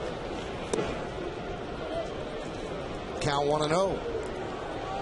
So Mariano, who has been near flawless of late, today was again chosen for the All-Star team, blows the save here on July 4th. And it's the first run that Mariano has allowed since May 21st. He has to get Gonzalez here to give the Yankees a walk-off chance in the bottom of the 9th. And there's a strike. Mariano's throwing hard. You see 93 miles an hour, which is outstanding.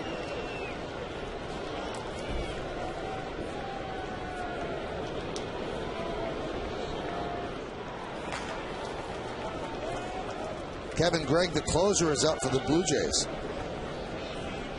1-1. Grounded to third. A-Rod right there. He goes the short way, and they get the force, and that will do it. But the Blue Jays have tied the game. 1 run on 3 hits against Mariano. And 2 men left.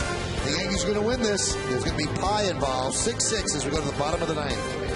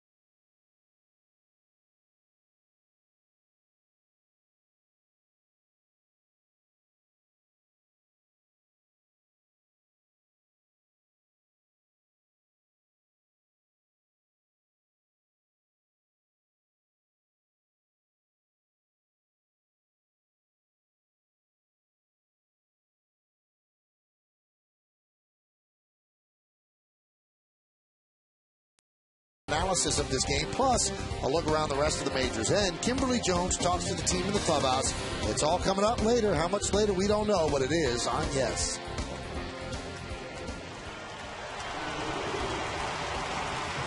Mariano allows 3 hits for the first time all year. And Mariano says, stupid. He is upset as he blows the lead, but the Yankees still have an opportunity here in the bottom of the 9th inning. Jason Frazier will come on, the 4th pitcher used by the Blue Jays. This is the rubber game of this 3-game set. And it'll be the top of the Yankee order, starting with Derek Jeter. High fly ball, center field. Wise makes the play. 1 pitch, 1 out.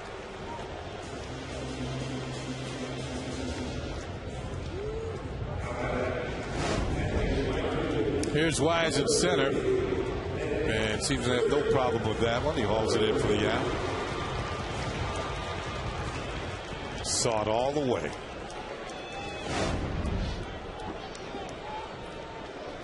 Here's Nick Swisher. Swisher 2 for 4 today. There's the numbers on Frazier. 35th game, 3-1. More than a strikeout per inning. For a while, he was closing games. And has 3 saves on the season.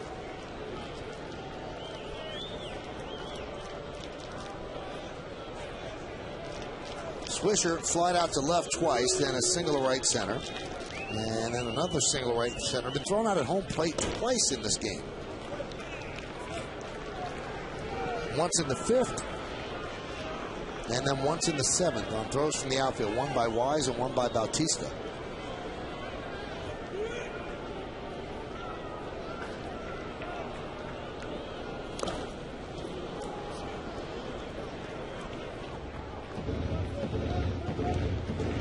The Yankees have not lost a game all year when leading after 8. We told you Swisher one of 5 candidates for the final spot on the American League All-Star team. And you could vote at MLB.com, Yankees.com. It's between those 5.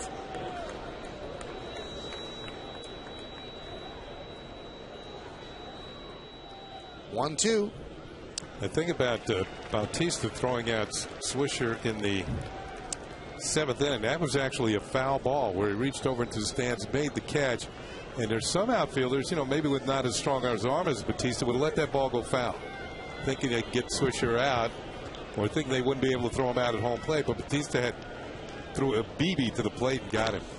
Slow roller, going to be a tough play, grabbed by Encarnacion, and no play. 3 hits for Swisher. Just a squibber off the end of the bat. Good for an infield single.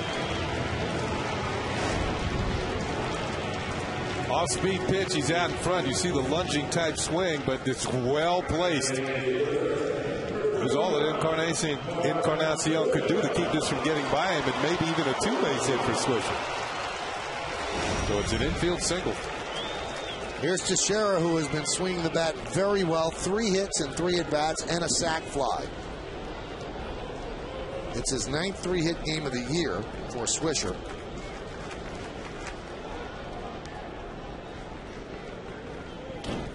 That one's popped up and out of play.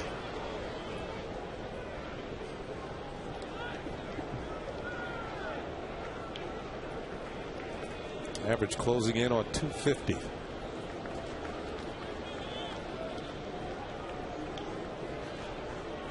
Sure, he'd like to go to the All-Star break with a 250 average. That's a high climb from where he had been.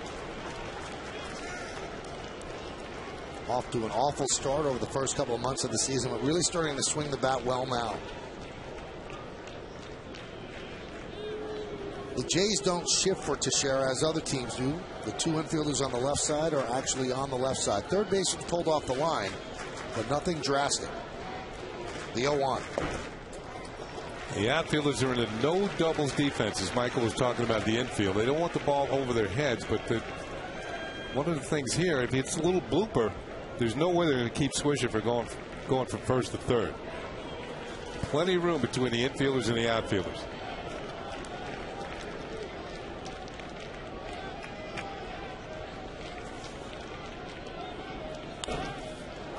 Grounded towards short. There's one. On to first. Not in time. That'll give A-Rod in at bat.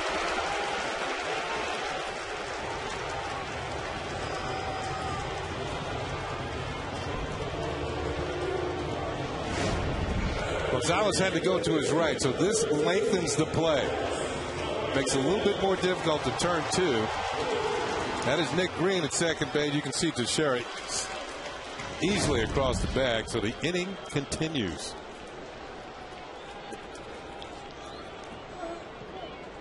Look at the numbers against Frazier. 6 for 15 with a home run, 400 batting average.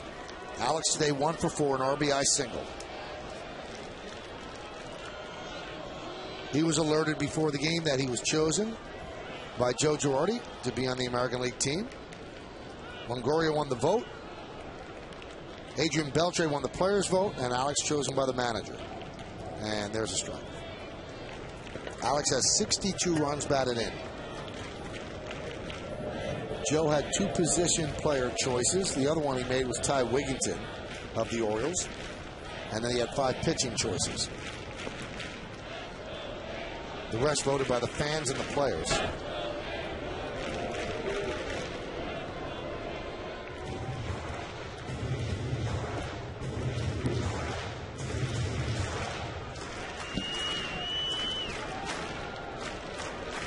Encarnacion deep and hugging the line at third, guarding against the extra base hit.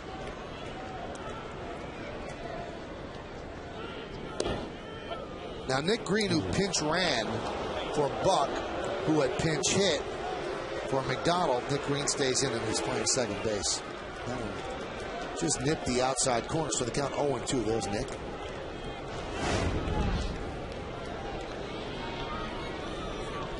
If it got the outside corner, it barely did.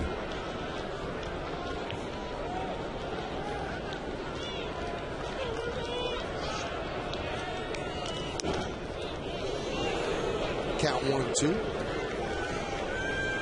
Long game and a long day for the home plate umpire, Dale Scott, with the equipment on and the mask. It's hot down there between innings. Yankee trainer Gene Monahan has been helping him out with some liquids and ammonia towels. You can see the sweat working its way through the shirt. It's a long day back there.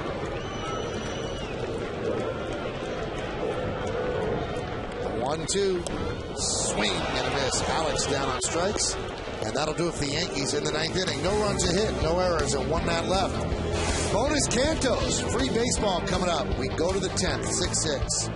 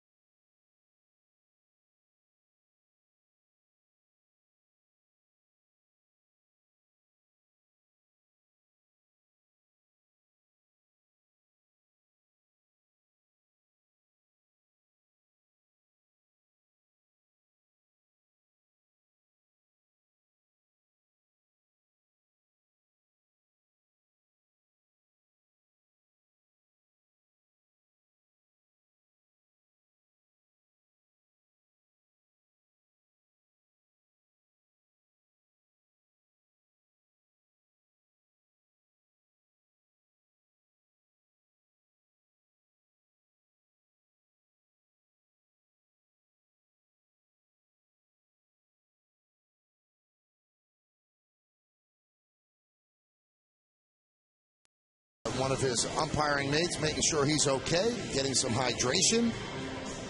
So he's going to work overtime on a very, very hot day out on that field.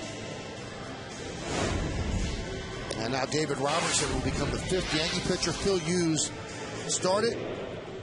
He went 6th, then Marte, Chamberlain, Rivera, who blew the save, and now David Robertson.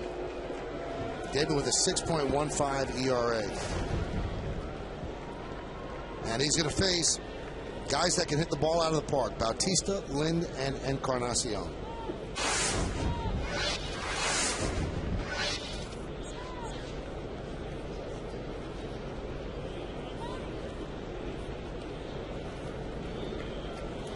Blue Jay hitters dangerous early in the count. They're looking for the heat. Bautista in particular. You got the heat, but in a good spot. That's what you got to do. You got to hit the corners with him.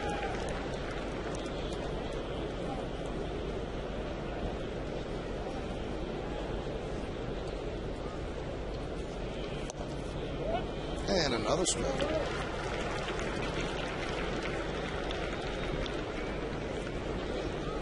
Now Robertson can expand the zone. He can try and get him to chase, whether it's up and out of the zone or down and away out of the zone.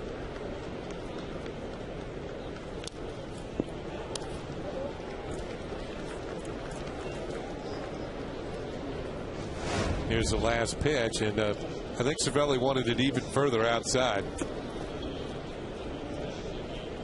Bautista put it to, well, fouled it off. Too close to being a strike.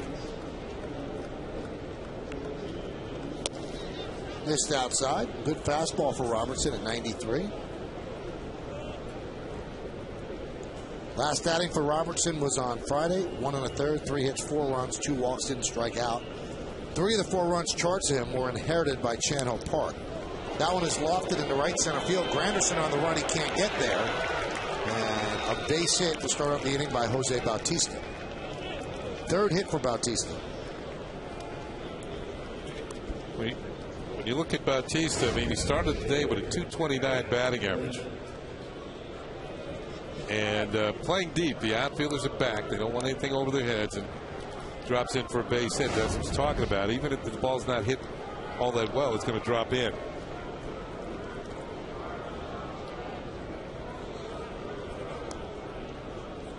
Now, Adam Lind has power. Do you think about bunting him? He's your number 5 hitter in the lineup. Because now the runner at first is your go-ahead run. Well, you're going to ask him to do something he's not used to doing. So I don't believe he's going to be bunting. And he's not? Yeah. Count 1-0. These are the guys who are supposed to be driving into runs. I always look at Cito as a hitter's manager. You hear about players' managers? He's a hitter's manager. He gets it. That's what he was. Yep. And when he first came to big leagues, he was a hitting coach.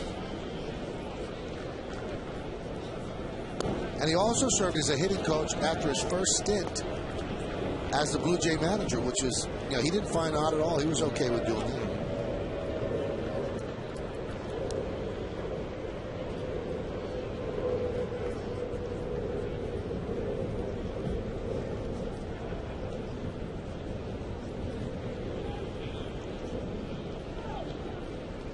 Many in the crowd of 46,000 plus have hit the road. Long day here, and as we mentioned, it is hot on the field and in the stands.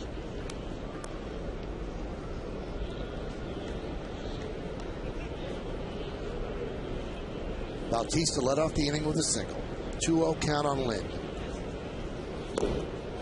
Now it's 3-0.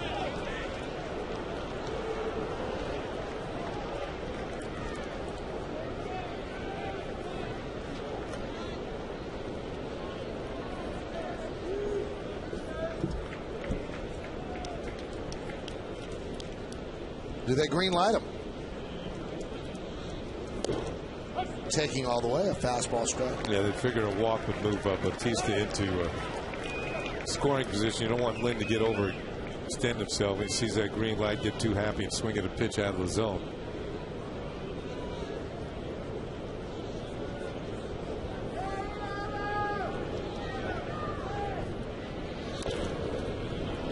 Grounded, foul. Teixeira couldn't handle it, but the first base umpire, Jerry Needles, right there.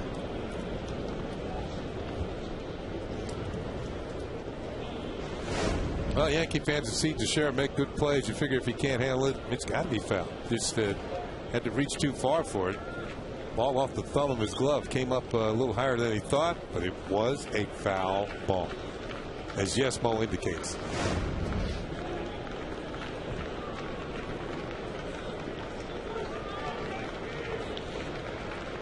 (3-2).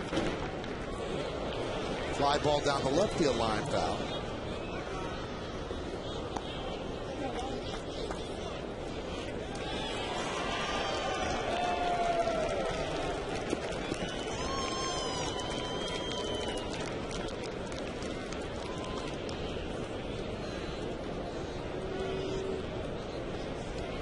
Watching Batista at first, he was not on the move, and maybe one of the reasons is because Lind is second in the league in striking out. So you want to stay away from the 2 outs in one play. 3-2. Wow. Rides it up high. So runners on first and second, nobody out.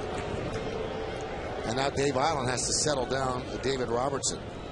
Now, if you saw the pictures of Robertson in the dugout after he got knocked out in the 11th inning, he was very, very upset with himself. He almost tried to tear his glove apart.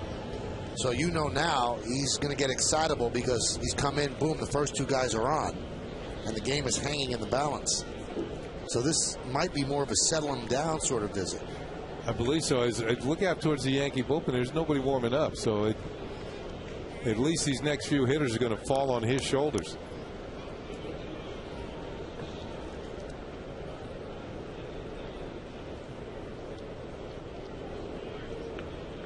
Some stretching there by Chano Park, but nobody's throwing. Here's Encarnacion. The Yankees are expecting a bunt. At least Alex is. He's in on the grass. And that's bunted straight up in the air. Alex lets it bounce. He's going to get the force at second. And they get the double play. Alex let it drop, almost a bad move, but his strong arm got him at second base. He had nobody to throw the ball to at third to get that runner. You know what? If you're Encarnacion, he didn't run. There's a pop-up. He's looking. Now he decided. And he who hesitates is lost. This is the reason why the Yankees get the double play. Good strong arm by Pena. Encarnacion did not run when the ball was popped up, and the Yankees are able to get 2. He's looking. He's a spectator. A-Rod looks to third. There's nobody there. He has to go to second, and there's the strong arm you were talking about. The force at second to throw to first on the spectator, Encarnacion. He goes 5-6-4 for the double play, with Cano covering at first base. And now they will intentionally walk Lyle Overbay, who started the rally in the 9th inning against Rivera.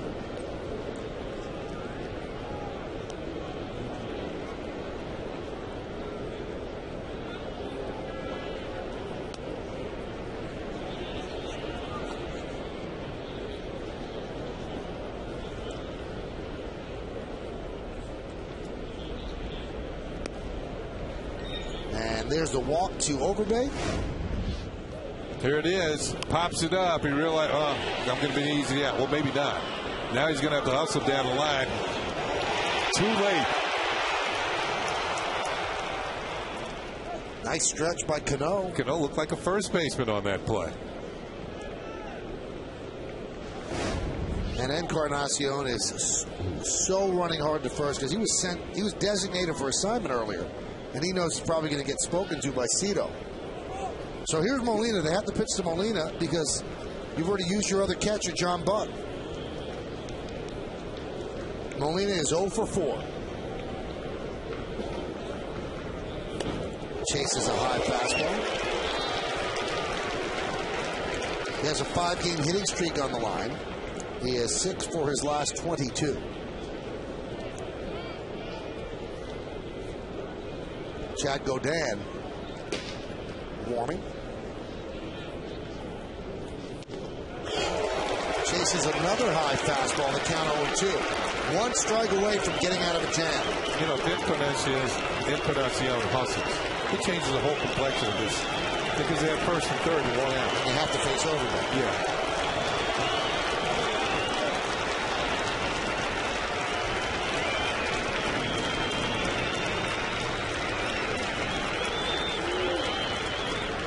Now, in fairness to him, and I'm not defending it, you run hard all the time. That wasn't, I'm lazy, I'm not hustling. That was disappointment, and he just stood there and watched. Yeah. But you have to run. Yeah, disappointed or not. I mean, you should know what could happen to you if you don't run. The 1-2.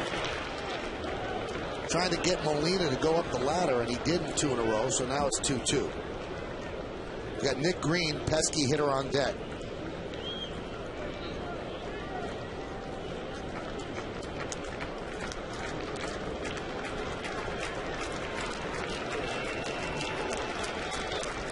Two balls, 2 strikes, 2 outs, 2 on. First and third. We're in the 10th. Blue Jays and the Yankees tied at 6. Swing and a miss. He got him. So Robertson works into and out of trouble as the Blue Jays strand 2. What a difference a couple of days make. Friday, he didn't do the job. He wanted to rip the glove apart. Not good. 4th of July, David Robertson. He's pretty pumped up as he strikes out Molina, and we go to the bottom of the 10th inning.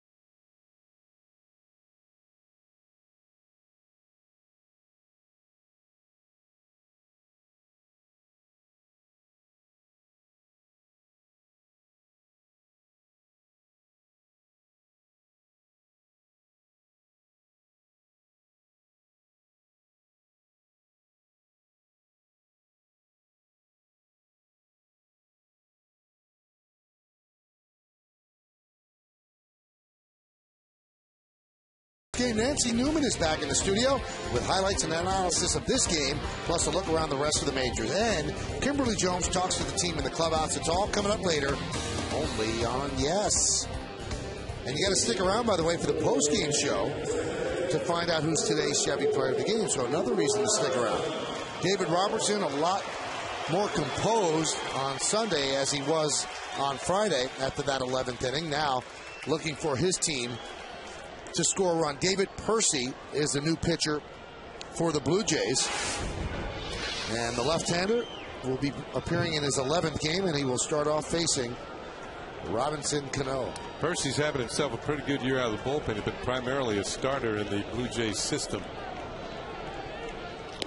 Get some information on Jorge Posada. Jorge left the game, I believe it was in the 7th inning, with a sprained left ring finger. X-rays negative. So, not broken. Day to day. Outside. Percy's a former #1 draft pick of the Jays back in 2004.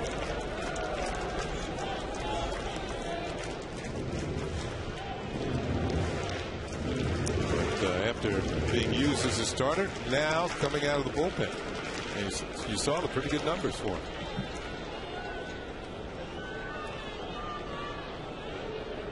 Percy's faced the Yankees once in 2008, went 4 innings, allowed 7 hits, 5 runs, a home run, and 2 walks. The 2-0. 3-0. Cano is 0 for 3 and was intentionally walked. Bottom of the 10th, Yankees looking for some pie.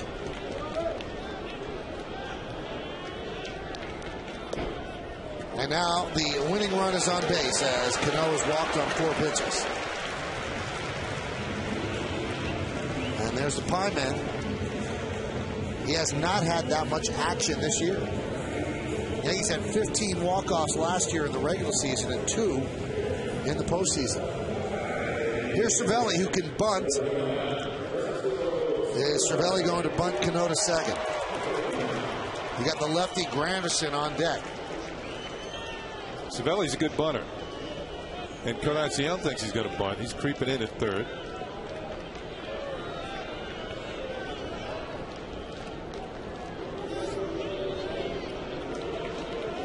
So this is the 5th pitcher used by the Jays. Brandon Morrow started. Sean Kemp, Scott Downs, Jason Frazier, and now David Percy.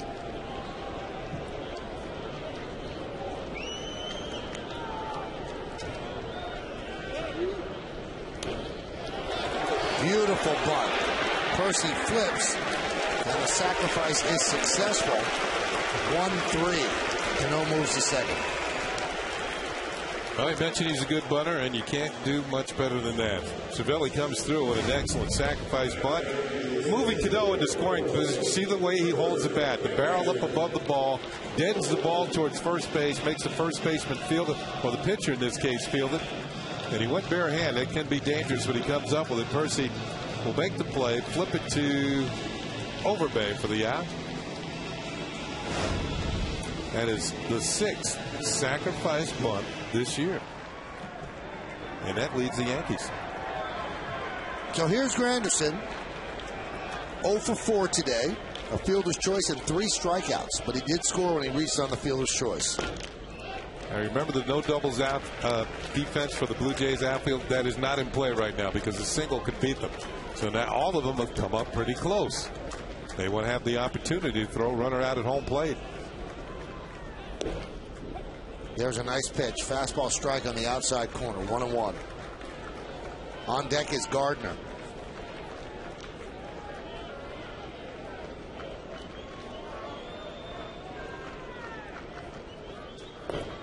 Weak hack right there in the count 1-2.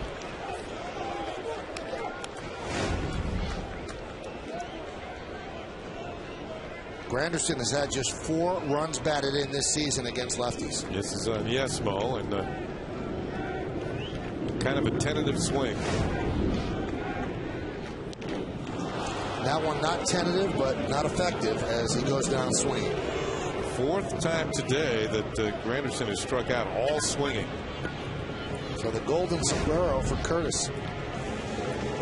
Here it is. That was a ball up out of the zone.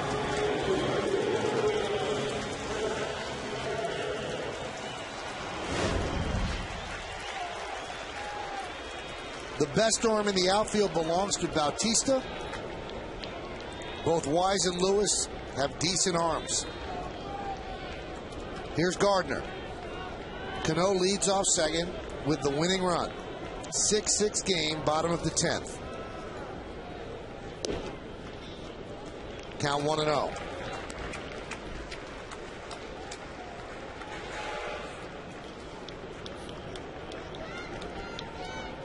Crowd very quiet, almost holding its breath. Not much noise at all. Good swing. Yeah, you swing like that, and you can see Gardner's reaction. He knew he should have hit this one. Put it in play with authority. Up a little bit. Couldn't quite get on top of it. Barrel of the bat was there, but he was just underneath it.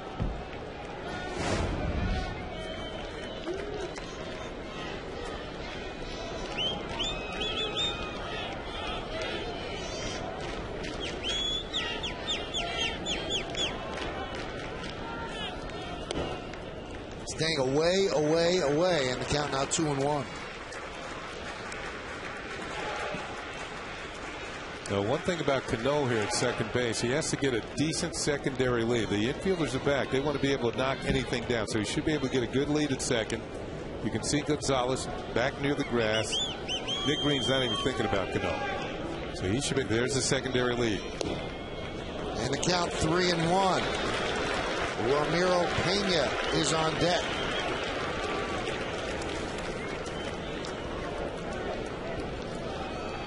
Remember, the Yankees have Marcus Thames on the bench. He could pinch hit. The Blue Jays don't have anybody warming up, so it will be Thames against a righty. I'll check that, a lefty, the 3-1. But they don't want to get to that as they go 3-2 on Gardner.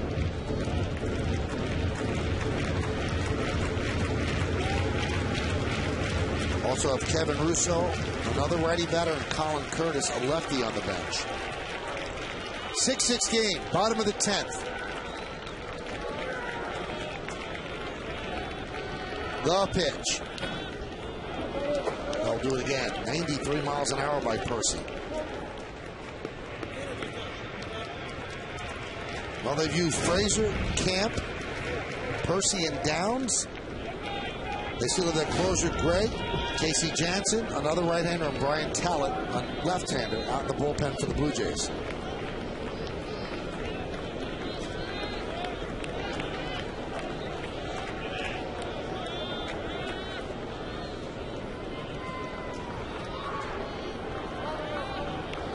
The 3-2. He walked him. Let's see if they let Pena bunt. Or should Pena bat. They're calling him back now. Yep. And it will be Marcus Thames.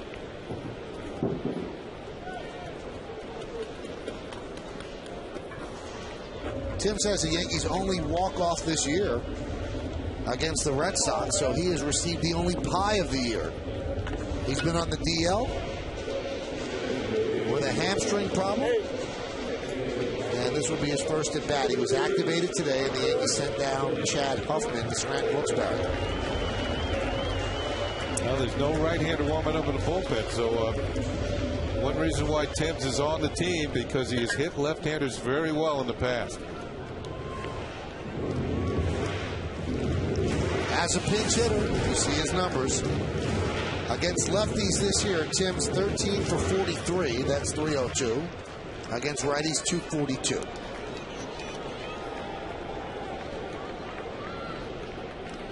Well, the runner at second is all that counts. That's Cano. The only reason the runner at first counts is if there could be a force at second on a tough ground ball, but Gardner has great speed.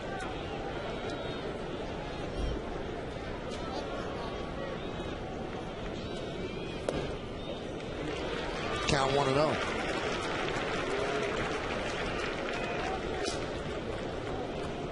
Thames, of course, this is his first at bat since coming off the DL. He had a hamstring problem. He was down at Scranton Wilkes-Barre rehabbing.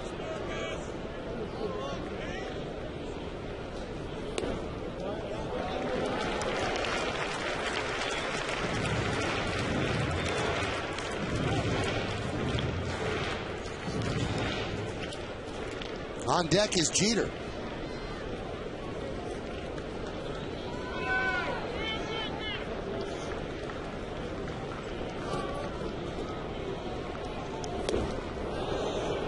Count 2-1.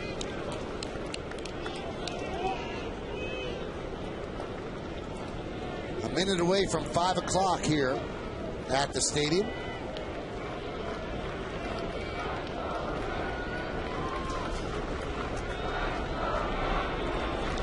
And the 2-1. Count 3-1. We told you about the one walk-off the Yankees have had, and there it is against the Red Sox. Into the night, into the seats, off Papelbon, and into a group of Yankees at home plate. And that was on May 17th of this year. Does he have another swing like that in him? He doesn't need a long ball, he needs a single. Yankees have had 3 runners thrown out at home in this game.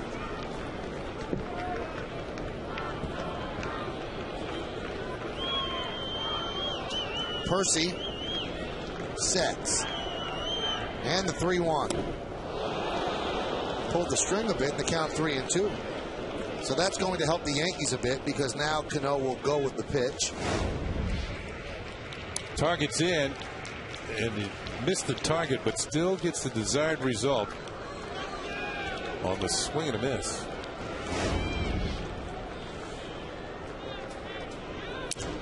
That one is looped into left field. It is a base hit. Here comes Cano. He'll score. It's a pinch hit. RBI single. A walk-off single for Marcus Thames. And the Yankees with some fireworks on the 4th of July. They win 7-6 in 10 innings. Off the DL, off the bench, and a game winner by Thames. Now Joe Girardi saved it for the right situation. In there against the lefty, no right-hander warming up in the bullpen. I think that was a key play. As Thames comes through with the base hit, and the Yankees come away with a win and take the series 2 out of 3 against the Toronto Blue Jays. There it is, broken bat, gives up the bat, gets a W. And the Yankees barely touched first base and is mobbed by his teammates. Here's another look. No play for Gonzalez. No play for Lewis. It is the second straight year with a walk-off win on the 4th of July against the Blue Jays. And this time it's Marcus Thames gets the Yankees over the railing, and they win this one by a 7-6 score. So let's talk to the hero, Marcus Thames, with Kimberly Jones. Kim? You got it, Michael. Marcus, off the DL today, a walk-off winner. How'd you do that? I've been in the cage hitting for a while, and, I got a chance to get in, and I was excited to be back today. And, I made sure I was ready to hit when my name was called up.